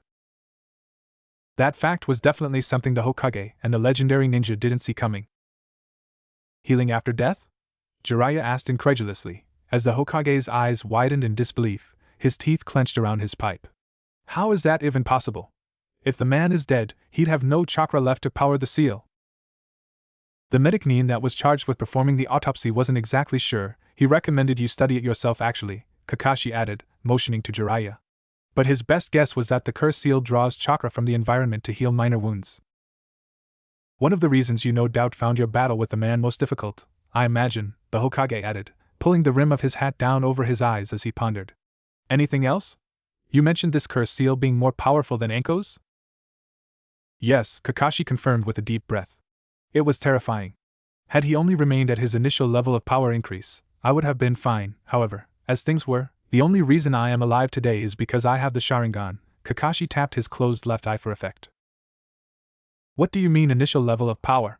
Jiraiya asked suddenly, piercing the silence of the Hokage's office with his deep voice. Kakashi was about to answer, but paused briefly to collect his thoughts. That fight with Momochi Zabuza had made him painfully aware of his limits, and that was something he never wanted to be made aware of again. When it seemed obvious that his initial power boost would not have been enough to kill me, the cursed seal on his shoulder changed, and begun to cover his body in more of those purple, flame-like markings that are synonymous with the cursed seal. Kakashi began slowly, aware that he had both elder men's undivided attention. The flames covered his entire body, and then he changed. "What do you mean change?" Jiraiya demanded curtly. "I mean just that, his body changed," Kakashi insisted. "I almost want to say that it was a mutation of sorts, but that kind of conclusion should only be stated by a professional." "What kind of mutation are we talking about here?" Jiraiya pressed, eager to find out more about the cursed seal Naruto, and he had studied. His skin turned dark brown, his hair white, the whites of his eyes turned red, 2 large horns sprouted from the sides of temple, and his sword arm increased in size dramatically. Kakashi answered from memory. The image burned into his mind, not able to forget it even if he wanted to. "Daemon of the Mist indeed," the Hokage muttered to himself in a troubled tone as Jiraiya scoffed. "So he looks like a scary monster. I don't see the big deal," Jiraiya exclaimed with a frown, his arms crossed in front of his chest stubbornly. "If only that were the case," Kakashi sighed wearily. "Strikes I had been able to block and parry before the transformation became devastatingly more powerful. I found that out the hard way," he muttered curtly, motioning to his arm. "And not only that, his speed increased substantially as well. Also, if that weren't enough, all minor wounds I had inflicted on him previously to slow and impair his movement instantly healed after the transformation. Needless to say, I was pressed quite hard." "No disrespect intended, but how did you kill him?" Jiraiya asked curiously. "From what you've described, Zabuza was almost your level before the transformation occurred. The power increase should have been too much for you to handle afterwards." "It normally would have been, and I take no offense," Kakashi shrugged nonchalantly. "I was at a loss to explain how I survived also, but reviewing the fight in my mind while recovering has given me a new perspective." "Got bored after finishing my latest book, eh?" Jiraiya asked with a perverted chuckle.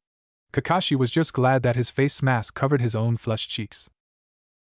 "I can only assume that this was the first time Zabuza experienced the second level of the cursed seal's power," Kakashi said, relating his opinion to the 2 legendary ninja. "That is the conclusion I, too, have just come to," the Hokage mused sagely. "This Zabuza, my guess is that his body was not accustomed to the massive influx of power, and was thus induced into a berserker-like rage." "You can give a mediocre ninja as much power as he wants," Jiraiya began, after a moment's silence. "But if he doesn't use his head, he's just a rabid dog that needs to be put down." Kakashi nodded his assent. "He seemed to forget several of my Sharingan's abilities, and I capitalized on that." The 3 legendary ninja lapsed into silence as they processed the new information given to them. Kakashi, however, was not finished with his report. He waited several moments before deciding to break the silence.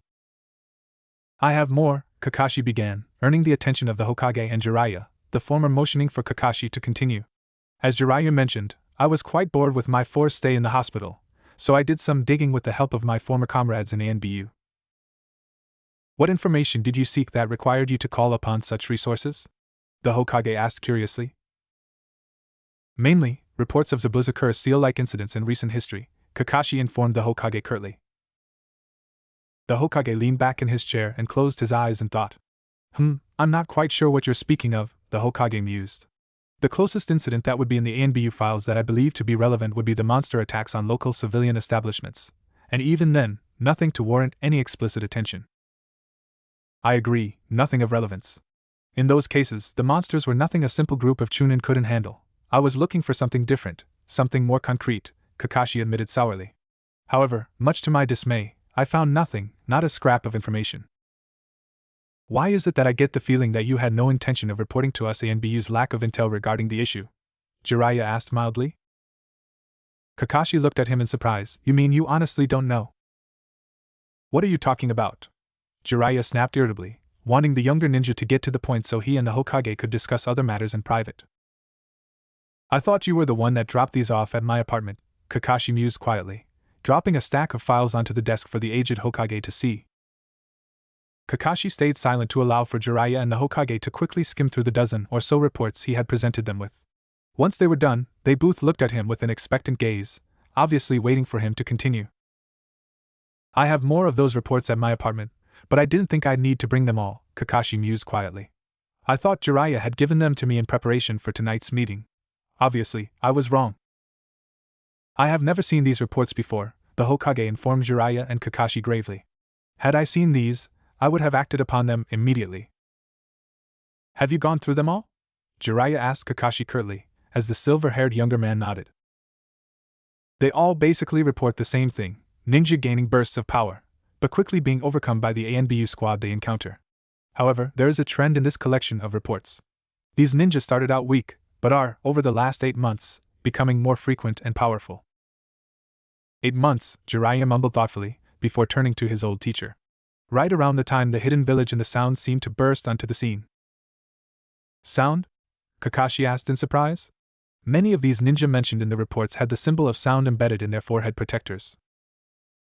A more important point to cover is why these reports were removed from the ANBU records before I could examine them? The Hokage asked gravely. Also, I wonder who it was that gave them to you in the first place? I don't know, but everything we've talked about tonight seems to lead back to one man, and one man alone, Jiraiya muttered coldly, his normally jovial eyes now chips of ice. Yes, Sarutobi agreed wearily. And I begin to find myself questioning what Orochimaru could possibly be planning with a new hidden village, a potential alliance with Suna, and a small horde of ninja high on the power of his cursed seal. The answer to that, unfortunately, is rather obvious, Jiraiya muttered wearily. Sensei, we're dash. The girl's voice immediately died in her throat, startled by the sight of their sensei. Sasuke and Hideaki, both huffing and puffing, finally caught up to their female teammate and joined in staring at their sensei in awe and confusion. The clearing they had found Naruto in was rather small, and its only feature a large pond surrounded by numerous beautiful flowers native to the Land of Fire. Naruto himself sat atop a flat piece of wood that balanced perfectly at the tip of a wooden pyramid protruding from the dead center of the pond. His back was to the genin, but all three could tell that he was sitting perfectly still aside from his slow and steady breathing. Circling him were several thin streams of water that danced through the air like a ribbon in the wind. It was truly a sight to behold. What is it, Sakura? Naruto asked curiously, not bothering to turn to face his students. I thought I asked you all to complete a task for me? An annoyed tic formed on Sasuke's brow at the mention of said task. She is not angry at you anymore, Hideaki replied curtly, annoyed at being forced to complete the menial task also. That's good to hear, Naruto commented, his voice eerily calm and betraying no emotion whatsoever. And the other task? We successfully completed the circuit you set up through the surrounding forest, Sasuke reported dutifully, if a little testily. We also disarmed all the traps you set out for us along the way, Hideaki reported, slightly miffed that Naruto wouldn't turn to face them while talking. Those traps were pretty dangerous, Sakura commented warily. A few of them came pretty close to killing us. Are you sure you didn't go a little too far with making that circuit? Naruto waited a few moments before answering. First, those traps weren't intended for you, they were intended for me, he admitted, his voice still betraying no emotion. And second, I didn't set those traps. A special Jounin by the name of Mitarashi Anko set those traps knowing that I'm in this forest often. Wait a minute! Sakura yelled angrily. Are you saying that we've spent most of today doing your dirty work? Instead of answering, Naruto exhaled deeply as his shoulders sagged. He then leapt off his little platform as both it, and the water that was previously dancing around him dropped back into the pond. They were good training exercises, Naruto exclaimed with a grin. The fact that you helped me out in the process is just a bonus. How were they training exercises? Hideaki challenged angrily. Well, the first exercise was testing your information gathering skills, while the second tested your teamwork. Naruto had taken a few moments before answering the question, but he seemed pleased with himself nonetheless. You said those traps were set by a special Jounin for a Jounin, Sakura shrilled. We could have been killed. Naruto just waved her off. She wasn't trying to kill me, just scratch me a little. She just says she likes the taste of my blood. I just think she's batshit crazy, he exclaimed conspiratorially, as if the trees surrounding them would relate his derogative comments onto the woman in question. Shaking her head in disbelief, Sakura's eyes widened as if recalling an important fact. And what the heck was that over there?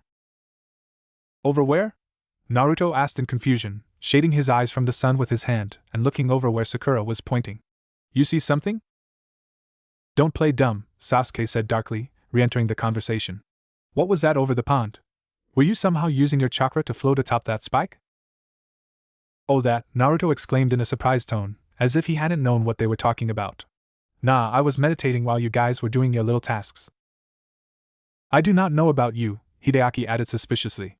But when I meditate, water does not magically begin circling me. Yeah, Sakura exclaimed loudly, agreeing with the Fire Lord's son. And stopped trying to avoid the question. Hideaki made an observation, Naruto pointed out smartly. I don't recall any questions. Sasuke's question. Sakura roared angrily, fed up with her temporary sensei. Answer Sasuke's question. In response to their question, Naruto tilted his head forward so that his blonde bangs cast an ominous shade over the top half of his face. A gentle breeze wafted through the mostly open clearing, sending an unwelcome chill up the genin's spine. Finally, Naruto spoke in a voice that froze Sasuke, Hideaki and Sakura on the spot.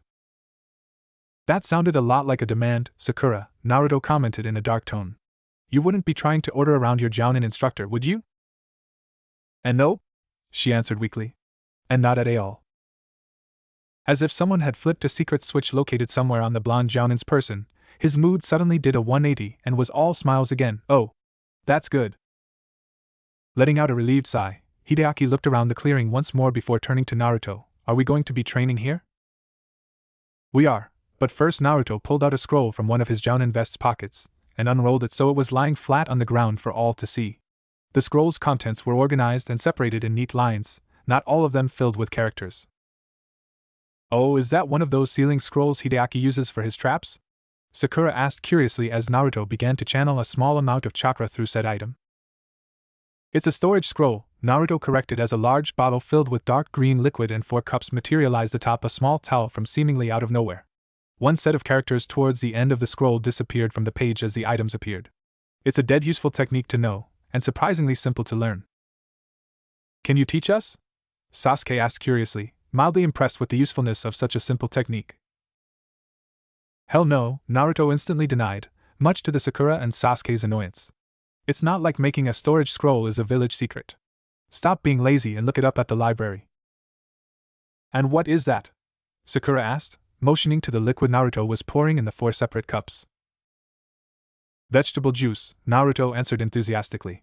From now on, while training with me, you're going to have 2 glasses of this a day, once before training, and once afterwards. It's full of all the essential nutrients your body will ever need and healthy.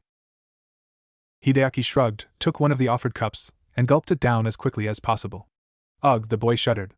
Could you have not made it at least slightly tasty? Naruto chuckled, but chose not to answer as he downed one of the cups himself before handing one to Sasuke who, reluctantly, gulped it down while pinching his nose. Sissy, Naruto taunted with a grin. It's not that bad. Sasuke grunted and chose not to verbally answer as he began to perform a series of standard stretches. Hideaki followed suit in preparation for their training. I don't know, Sakura muttered slowly as she eyed the vegetarian concoction before her warily. This looks like it's full of protein and carbs. That's not very good for my figure. While Sasuke and Hideaki didn't seem to react to her observation, Naruto was a different matter.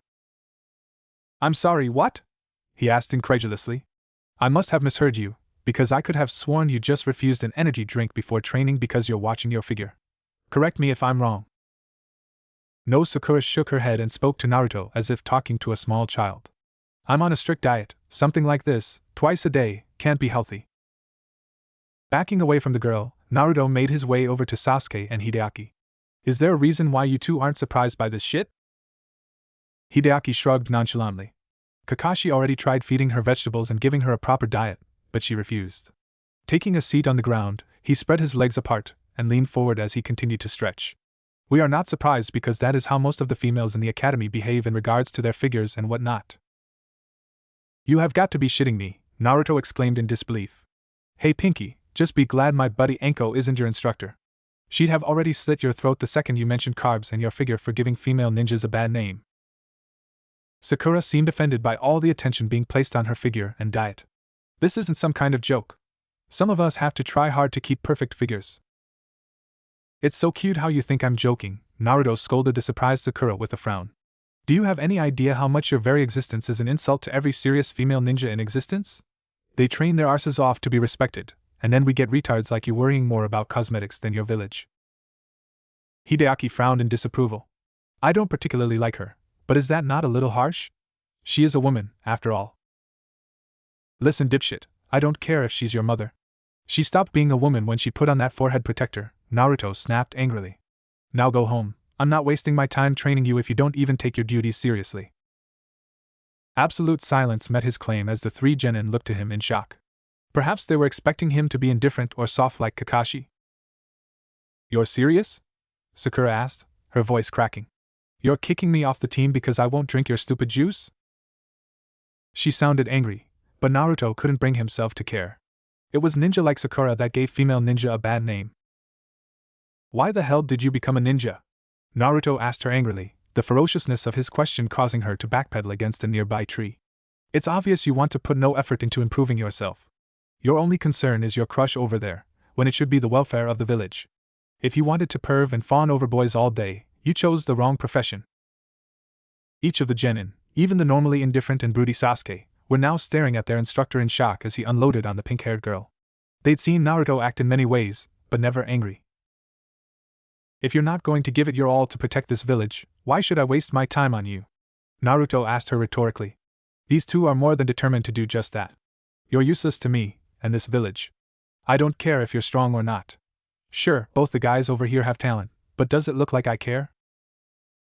Sakura looked ready to burst out crying, but she was either too smart, or too scared to do so. Instead, she just stood there and continued to stare at her soon-to-be ex-Jounin instructor in mute shock. They're trying their hardest to improve themselves, Naruto continued quietly. When they come to training, it's with the sole purpose to get stronger. Can the same be said for you? Or is hanging around your crush and wasting my time the only reason you're here? When it was obvious that Naruto was expecting an answer, Sakura mustered up all her courage and searched deep within herself for the right one. And no, she denied weakly. She grimaced in disgust at how horribly weak she sounded. Straightening her back, she leveled a glare at Naruto and answered more firmly. No. No, what? Naruto asked quietly, closing in on her with a menacing glare. Sakura did not budge and met Naruto's glare with one of her own. No, I'm not here to waste your time, she began, her voice starting out quiet before escalating as she continued her rant. No, my only concern is not Sasuke. No, I do want to improve myself. No, I'm not useless. What was that? Naruto challenged menacingly. I'm not useless, Sakura shouted back at the top of her lungs. Then drink the fucking juice. Storming over to the cup Naruto had prepared for her, she gulped down its horrible-tasting contents in one go, wiped her mouth clean with her forearm and finished glaring at him angrily. Good! Naruto exclaimed happily with a loud clap, much to the genin's shock. How could he go from yelling 1 second, to happy and cheerfully the next? I really think we made progress here, but first. Sakura yelped when Naruto suddenly grabbed her by the forearm and began to lead her to the pond nearby. What are you dash? Her exclamation was cut short by the cheerfully blonde. Deep breath, now, was all the warning she received before having her head dunked into the pond, face first. Sasuke and Hideaki made to come to the girl's aid when Naruto casually waved them off with his free hand. Relax. You're drowning her, Sasuke pointed out coldly. With a grin, Naruto let the girl go before walking over to where he had unsealed the vegetable juice. Are you crazy? The girl exclaimed shrilly after she finally began to control her breathing. I could have drowned, you psycho. Naruto rolled his eyes as he came back to Sakura with the towel he had sealed into the scroll with the vegetable juice. Oh, do shut up. Sakura yelped as Naruto began to dry her hair with the towel. What are you doing? Sakura shrieked, her voice muffled by the towel. I could smell the shit in your hair from half a kilometer away, it had to go, Naruto explained nonchalantly. And that glittery stuff was just stupid. Are you still serious about being a ninja? Why yeah, I am, she answered shakily. You could have just told me. I would have done it myself. No matter what, women always take forever to wash their hair, Naruto exclaimed sagely, mainly directing that bit of information towards the two boys. Write that down somewhere. Once done drying her hair, he reached down into the pouch tied around his thigh and pulled out 2 long needles. As you may know, these are Saban needles. He showed the 3 genin the needles as if preparing to perform a magic trick with them. And also notice, Sakura has long hair. What do you? Sakura seemed reluctant to voice her thoughts, but soldiered on anyway. Do you have to cut my hair? I'd rather you not. Relax, Naruto replied soothingly as he took 2 strands of Sakura's hair in his hand. Now watch as I transform this into something useful. Sakura had shut her eyes tightly, her face set in a grimace as she waited for her beautiful hair to be sliced off. The boys, however, watched, transfixed, as Naruto's hands moved in a blur of speed before stopping to reveal something they had not been expecting. Sakura's hair, once long and wavy, was not tied up in a loose bun with the two senbon needles sticking out from it at different angles. They're useful, Naruto showed the two boys proudly. Not only does it keep the hair out of her eyes, but she can hide lots of things in that bun to use in surprise attacks, those senbon needles for example. Come on, admit it, I'm awesome. Tentatively, Sakura reached up to her head, pushed one of her long bangs to the side and behind her ear, and felt for the large bun that was now sitting towards the back of her head. How did you do that? Hideaki asked in confusion, curious despite himself. Your hands move so quickly, so expertly. Are you some kind of hairdresser in your off time? No, Naruto answered with a chuckle. My old Jounin teammate taught me actually. She used to hate how her hair always got in the way when we fought, so she taught me how to put it up in a bun like that. And if she decides she does not like her hair that way? Hideaki asked in amusement. What happens when she comes back tomorrow with her hair exactly how it was earlier? Then I'll keep dunking her and getting rid of all that shit in her hair until the message sinks in, Naruto answered promptly. Sakura was kneeling over by the pond, looking at her reflection in the water with awe when Naruto clapped his hands once again to get their attention. Okay, we're going to train for the rest of today, and tomorrow, we're going to take a mission, Naruto announced with faux enthusiasm. So meet me later at the Ichiraku ramen stand. I need to give you all something for tomorrow, but for now training. An exhausted Sasuke trudged through the front door of his home that evening looking worse for wear, to say the least. Somehow managing to remove his sandals with a flick of his ankles, he barely made it to the couch in his living room before exhaustion finally won out and he collapsed, face first. Sasuke? Mikoto called from the kitchen curiously. Is that you? A non-committal grunt muffled by one of the couch's cushions was all she got for an answer. Oh, welcome home, Mikoto greeted merrily, wiping her dirty, flour-covered hands on her floral apron. She approached the couch her son had chosen to collapse on and smiled down at him. You're back late. Rough day? Sasuke barely managed to tilt his head to the side, but the glare from his one visible eye that was directed at her was all the answer she needed. Oh, my poor baby! Mikoto cooed as she ruffled her son's sweat-soaked hair affectionately. Well, dinner's not quite ready, but you'll be pleased to know I'm baking your favorite cake for dessert. A less aggravated grunt was Sasuke's response to this. Clearly, hearing this news pleased him somewhat.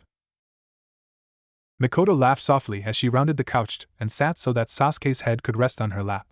She continued to stroke his hair with one hand while using the other to absently clean the dirt off his face. Her cake was in the oven and the food was still cooking, so she could sit and spend some rare time with her son for a little while without worrying. So I take it Naruto ran you into the ground today, huh?